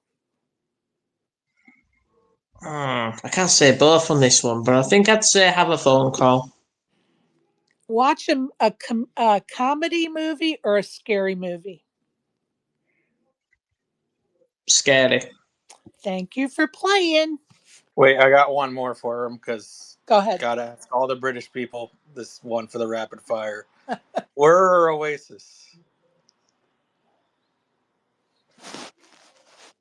Oh, Matt, did you hear him? No, I couldn't hear you. Sorry. I Read said, that for us, please, SG. Sorry. I Sorry about said, that. gotta add one more for the British rapid fire. Where are Oasis? Oh wow! I had a feeling this was coming. I'm gonna say Blur. Okay, we got Ooh, now. ooh, ooh, ooh. Hold on, hold on. On that note, I got one for you. I got one for you. Okay, so let's go Led Zeppelin or Black Sabbath. Has to be Black Sabbath, brother, all the way to Yo, the end. Matt, my salutes to you, brother, from across the pond. That was a wonderful answer. Well done. So you know why actually? Because I've got an interesting fact about Ozzy Osbourne. Did you know that he is in the WWE Hall of Fame for his services to music? No. No, I didn't, and that's awesome. And another quick fact for you as well is if you go on YouTube, type in Ozzy Osbourne, I Don't Want to Stop, 2007 WWE SmackDown, he not only provided the song for that, but he also performed it live, and it is an absolute cracker. You've got to view it. Oh, that's Honestly. awesome. Oh, I love that. I love that. All right, Okay, I now, got one more now. okay, because I got one too. The So, Rolling Stones or the Beatles? Ooh. oh, Now, if whoa. my late parents were alive, they would say the Rolling Stones. So I'm gonna definitely say the Rolling Stones as well because they have some good music. All right. I, Go I ahead, like Isaac. that. I like that. Okay, okay. So, The Crown or Game of Thrones? Game of Thrones, brother, all the way. I Okay, love the Game of okay. Thrones. Hell yeah, I just finished it for the second time. Oh, so good. The last season hurts, yo. It's too fast. Yes. Yes. Every episode is a movie, though, which is really Yes. dope, right? But just too fast. Yes, I agree. I hated to see that one end. Yeah, but I'm about to start House of the Dragons, though. I need to So, finish that. I started it, I haven't finished it. That just yeah, reminds me of that. well, I'm about to go full speed on that one because I'm ready now. I got all kinds of Targaryens and Starks in my brain. So Have you we watched the new season of Wednesday? no, I haven't gotten to that yet. I will. It's good. It's good. Oh, I love old girl from Game of Thrones as the principal. She's awesome. Right? Yeah, she's Yeah, awesome. I need to, Although, like, they released the first four episodes. I watched those. Now, I think the second four come out this week, maybe, or next week. So, yeah, actually, I believe it's this week. Have you seen The Sandman? no. The Sandman is a great show. I think if it's one of those shows that I think it maybe goes over a few people or something, Right. right? But watch that one. You'll Okay. get it. Is it a sci fi or Actually, scary? mm, I want to say fantasy. Okay. Because I don't do sci fi or scary. You don't do sci-fi? No. Oh, No. Like, I Sherry, don't do, yeah. And well, I Sherry. should say it depends on the side. Like, the Matrix, I loved it. Okay, okay. Look, Okay. But there's I this. don't want some, like, I don't know how to describe it, but No, no, no. It's not Babylon 5 or it's not freaking Battlestar Galactica. yeah, that. Well, I no, don't. no, no, no, no. I'm gonna suggest something to you that's very near and dear to my heart. Foundation on Apple TV. Okay, Foundation. I'll try to remember that. It's based on a series that was written by Isaac Asimov, and the way they've brought it to life, it's spectacular. It's spectacular, All and right, the I'll try story to is remember that. really good. The story is really good. So I would say give Foundation a shot. Watch the first season, or hell no, forget that. Watch the first episode, and if it doesn't hook you in, I don't, nothing will. So All right. All right. We'll give it a try. I'm so glad that James and Y came up to chat with us today. Love to hear some new voices. Thank you guys. Appreciate you. I'm a little hurt about Matt's answer to beach or mountains as a Coloradan resident. Well, I he hasn't seen the so majestic Rockies, so he may change his opinion. listen. In my opinion, you Or either he'll see the baseball team and change it back.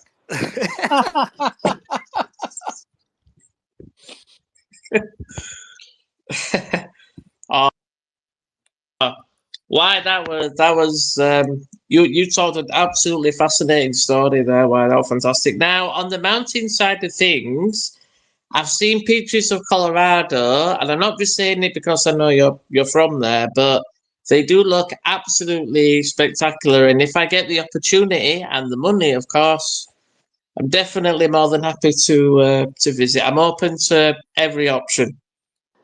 Actually, I will say this. I definitely want to give a shout out to Colorado. Grand Junction was a pretty cool town. When I stopped there, I got really drunk at some little like sports bar thingy that was by my motel. And I gotta say that the experience was lit. The bartenders were cool. Nobody was acting shitty. I like that. Um, and then Denver has this bar in the Arts District that came out on Drivers Dive-ins and Dives. And yo, they had, okay, now listen to me as I say this, Dr. Pepper barbecue ribs. Oh yeah. Oh yeah. I've had Dr. Pepper ribs before. They're the bomb. Yo, I will fucking launch someone's firstborn out of a fucking moving train for some fucking Mm. Dr. Pepper ribs, yo. No, they're good. And they made their own chicharrones, which I that alone is a huge salute. And I've never ever liked to get drunk on ciders, Right. but at this particular bar, and apparently this was a thing in Colorado. I don't know if that's true. Why? If you can confirm or deny, but apparently ciders are like a big thing in Denver because these dudes had like 4 or 5 different ciders on tap, and every one of them was spectacular. So I Nice. will say that, like Well, Denver is definitely jumping when it comes to all that. okay, I got a story for you about Colorado that you'll like, Isaac. There is a highway road sign that is mile marker 419.99, and the reason why that sign exists is because people kept stealing the 420 sign. True story. That's what the fuck I'm talking about. Oh, that's amazing. Well, I'm going to tell you that I've been all over the United States. I love, you guys know me. I take lots of long drives, for several different reasons. But anyway, my favorite ride in the entire United States is the ride to Cripple Creek Canyon, which is Colorado Springs. It is the most majestic, well, it was the last time I did it, the most majestic ride through mountains you'll ever have the pleasure of taking. The Rocky Mountains are just majestic, snow capped mountains like you see in the movies, you see in oil paintings. Where the Smoky Mountains, it's beautiful in the Smokies as well, but it's a different type of terrain, all pine trees and greenery. Where the Smoky Mountains are rock formations and, like I said, snow capped mountains. So, anyway, Cripple Creek, a little shout out to Cripple Creek. Beautiful place. I will also say, for driving past the mountains and like something that you just will never forget, Highway 395 in California takes you along the Sierra Nevadas, pretty much from the desert up to Lake Tahoe. And that is a beautiful drive. I've actually done that drive. That is beautiful too. Well, speaking of Sierra Nevada, I haven't been to Colorado, but on the bucket list, maybe for like one of those big birthdays, my friend and I definitely have on the bucket list to go to Great American Beer Fest. Oh, nice. Hell yeah. That sounds dope, man. You know what's really dope too? It really surprised me when I was on my way, because I was on my way to Chicago and we drove through. We took 40. Yeah, I think it was 40 through Utah, and then that's how we hit Grand Junction. Then we went through Aspen, and this was Aspen in the late summer, early fall. Such a dope place to visit. I know it's known for like when it's a snow town, but Aspen in the summer, fall season, beautiful, man. Like beautiful. And I would love to do Aspen in the fall when the aspen trees are turning their golden beauty into their golden beauty. That's like in Yes. 3 weeks, Sherry. Book Oh, your flight. Oh, I would love to. So beautiful. Yeah, like that. Honestly, that trip right there was like some of the coolest stuff ever. I gotta say, like once you're exiting Nevada and then into Arizona and then into Utah, that little area, and you go through those rock canyons. Yeah, it's crazy because you don't even see the way into that canyon when you're driving up to it until you're there. So it almost feels like, you know what I mean? Like some magical opening happened for you to Love drive it. through. Yeah, it's so dope. I kind of feel that way going to Blackhawk because you go through the, I went there through the not Smoky, through the Rocky, what the fuck am I trying to say? I went through the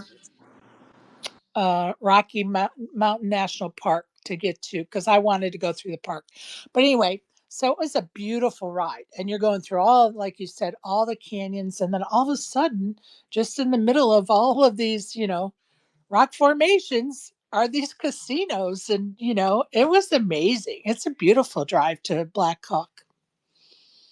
It's beautiful until you just drive down the mountain to Denver, losing thousands of dollars. That then it's Oh, yeah. not. You just want to make it Yeah. home. Um, I hear you. but but like seriously, like people would not expect to see buildings with like 30 Yeah. stories, and like they're just it's just in the middle of nowhere. Yeah, Um, and it's not easy to get the materials to build that to that location. I mean, No. So like to anybody who doesn't know the poker scene in Colorado, so let me tell you this. So on any given Monday, you have a 5-10 no limit hold'em game going on. On weekends, and by I chose Monday to like imply that the rest of the week that like applies to it as well.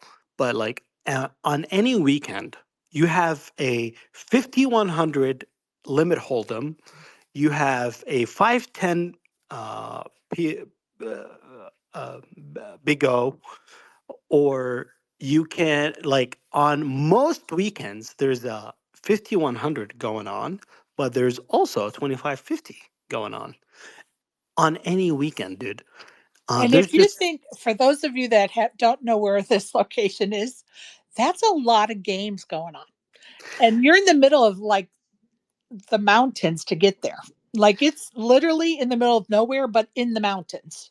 so let me let you in on a secret. So I rarely play 5100 or 100 200. Right, I've played it. I play like a lifetime long, like lifelong times, just like maybe 40 times. right, So, but I am a consistent 2-5 player. I play tournaments, whatever.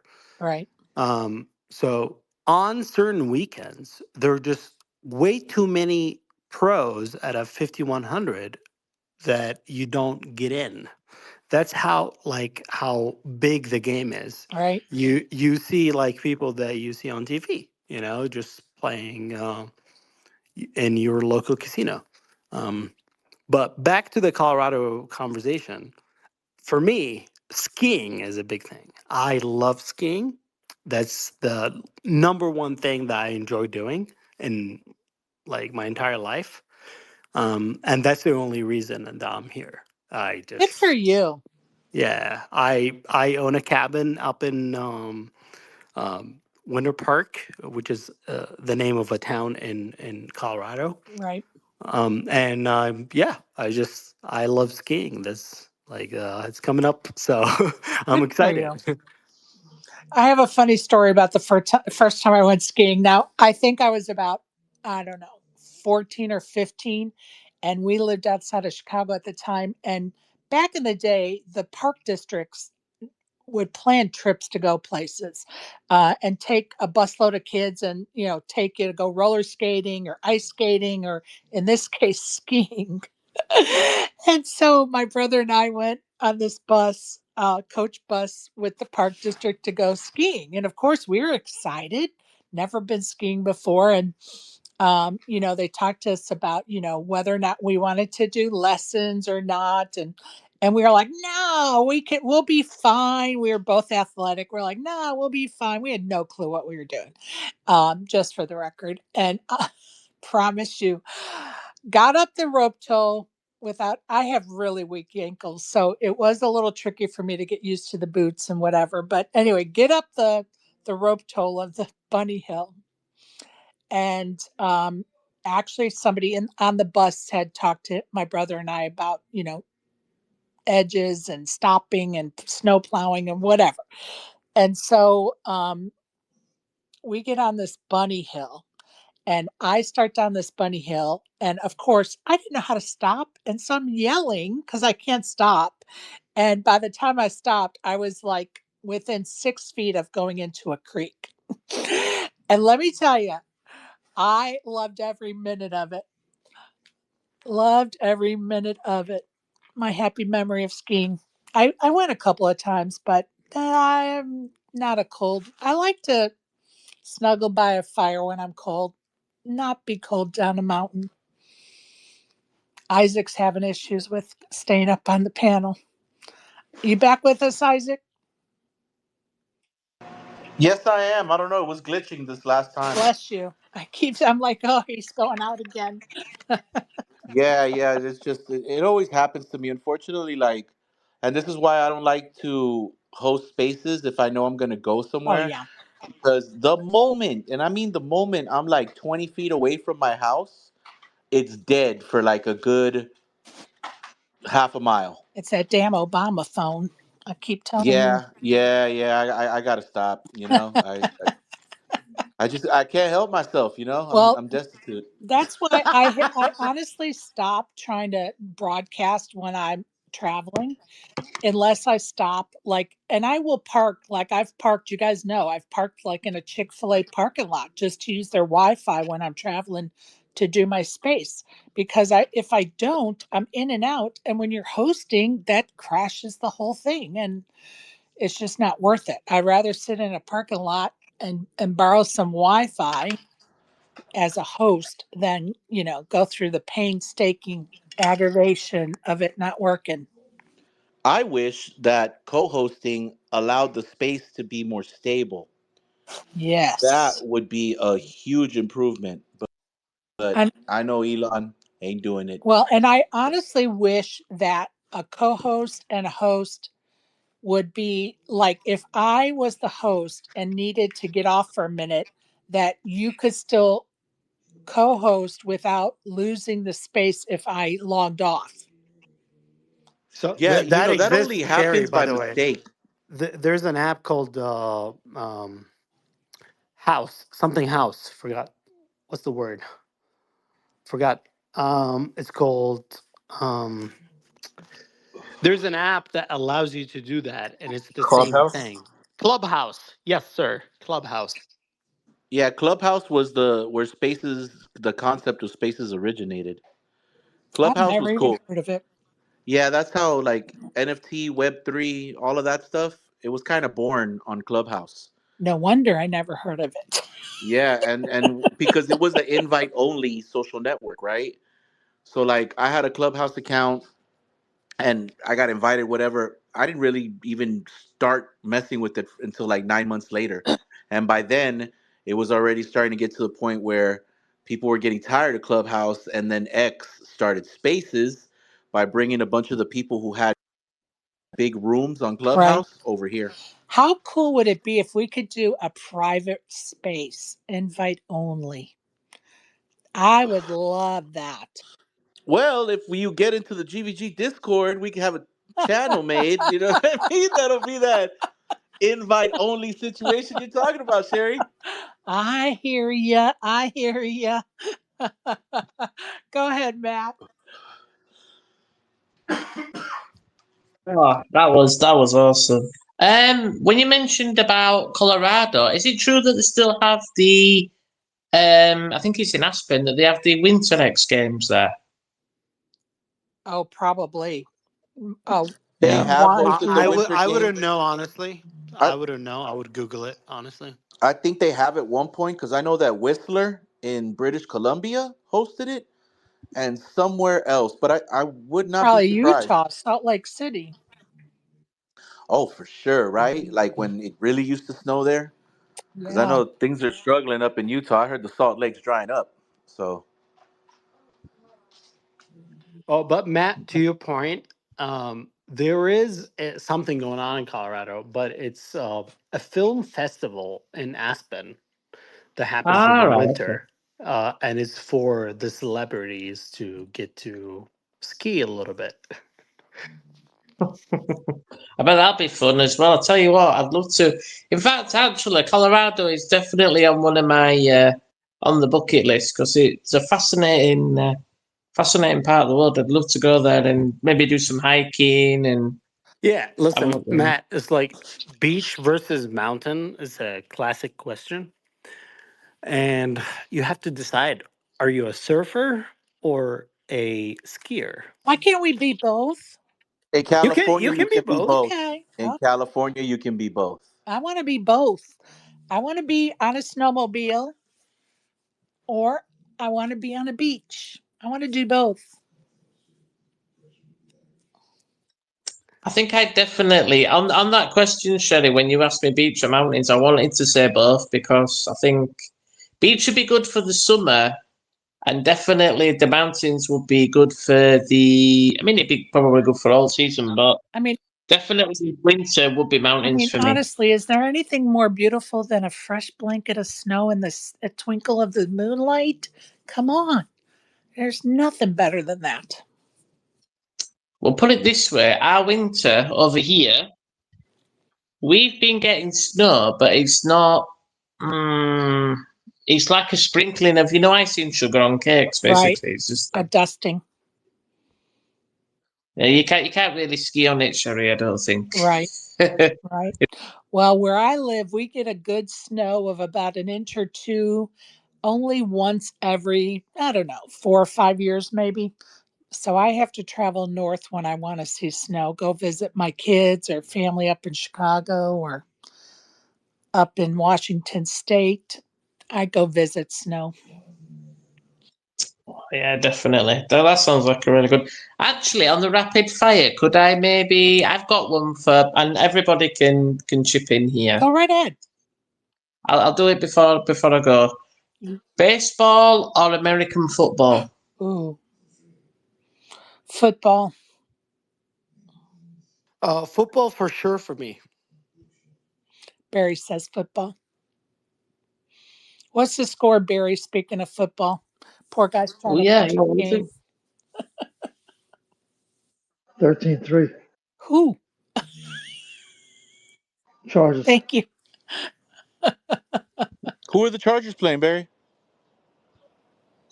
Taylor Swift. Chiefs. Word, word. And Ah, yeah. by the way, Matt, they're playing in Brazil, and it's streamed on YouTube for free for anybody, so you can watch it. Thanks, Y. I appreciate that. I'll be.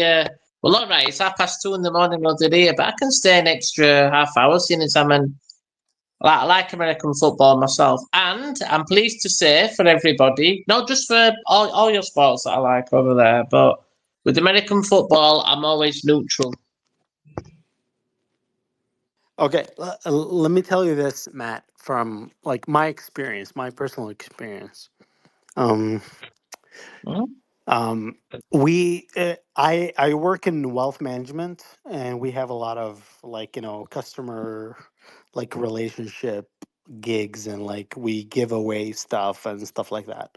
So we had a booth for like 18 person at a Colorado Rockies game, which is baseball. This is the local team in Denver, and it was hosting the uh,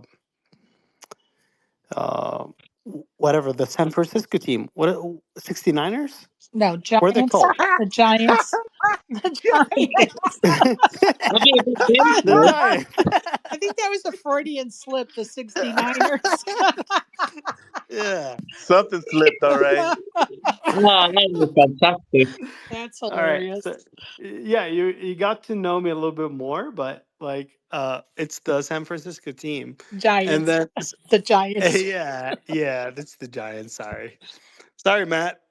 But and then the alternative was just a random ticket at a Broncos game. Same weekend, by the way. Oh, Nice. not same Oh, weekend, wow. but like within 3 weeks from each other.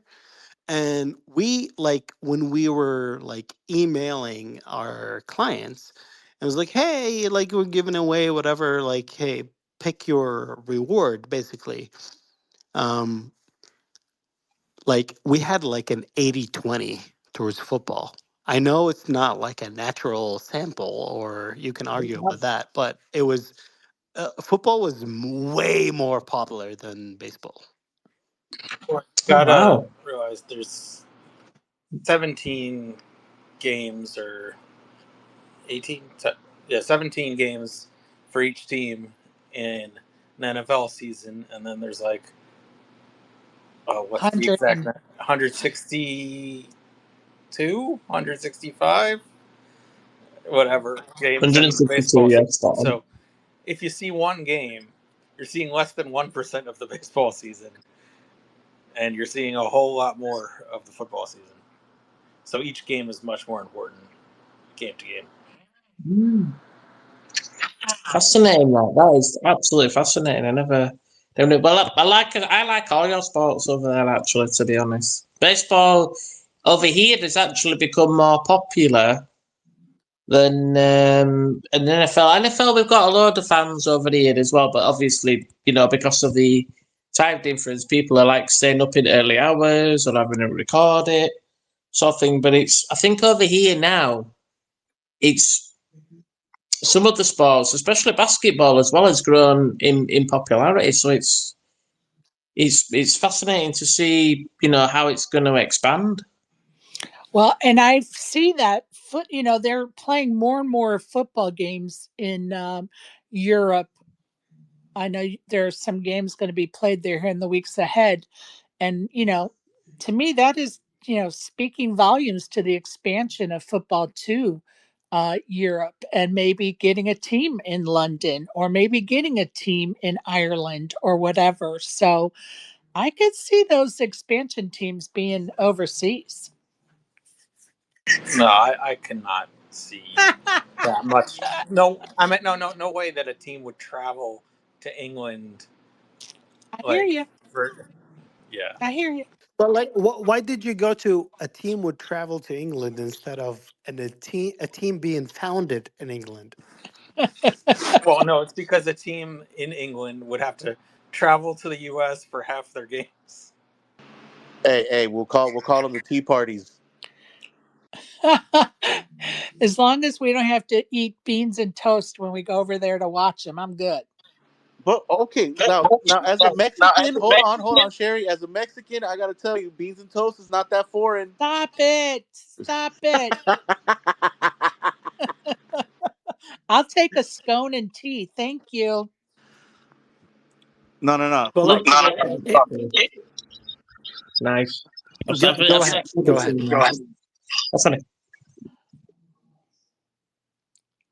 Okay. I Go like ahead. that So balance. I like okay, that. all right.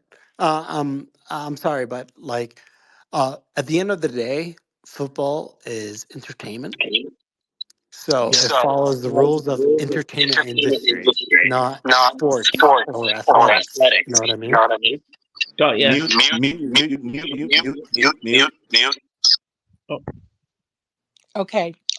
I don't know who we got the feedback on, but It's if Matt's. It's okay. Matt's. All When right. his mic is on, whatever you're saying is gonna come through his mic too. Okay. So Matt, I don't know if you have another um maybe you're talking on your phone, but you have your computer on the space as well or something.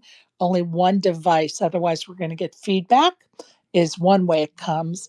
The other thing is if you just shut your mic off when someone else is talking, we won't have it either. So And it's not unusual, so don't take it personal.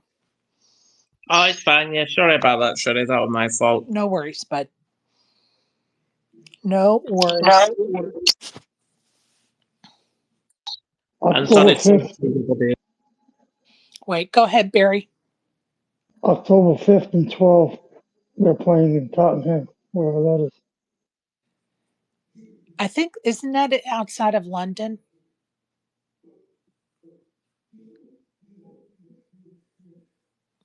I don't know.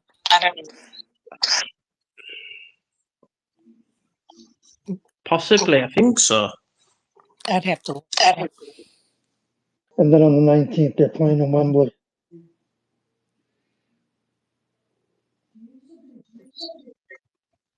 Yeah, I'm going to say my geography's not up to date, but I think you're right there, Barry. I think it is.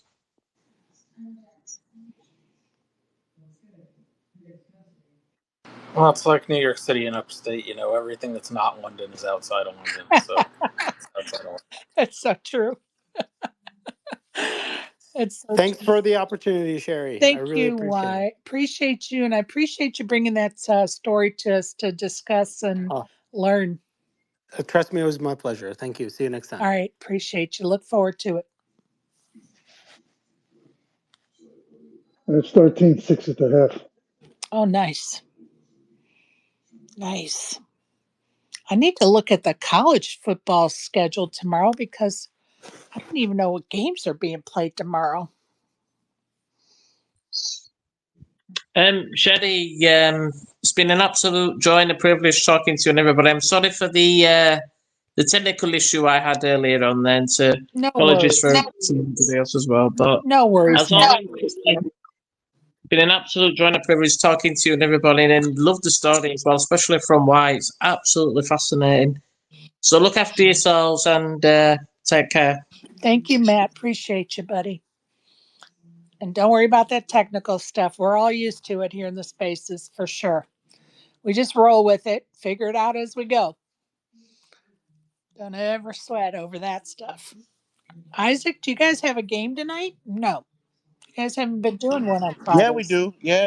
Actually, we've started a weekly 25 chip Oh, game. It just started actually a couple minutes ago. all right. All right, you guys. Unless somebody has something to bring up, I'm good with ending it. Anybody have anything they want to bring Cool, up? cool. I mean, honestly, it's been a great conversation. Yeah, I mean, you say the words. Yeah, I'm good. I'm good. I just needed a break from the interviews this week. Honestly, the prep work, and I was like, you know what? This is a good week to just chit chat, and whoever brings up whatever, will find a way to talk about it. So I appreciate everybody stopping by for sure. Have a great weekend. If you're betting sports, good luck. And may the Circa picks be in our favor this weekend, folks. Appreciate all of you. If you're on the felt, good luck this weekend. If not, touch that grass, folks. Anybody got anything else to say before I sign off? Nope. Appreciate you, Sherry. Appreciate you. Good night, everybody.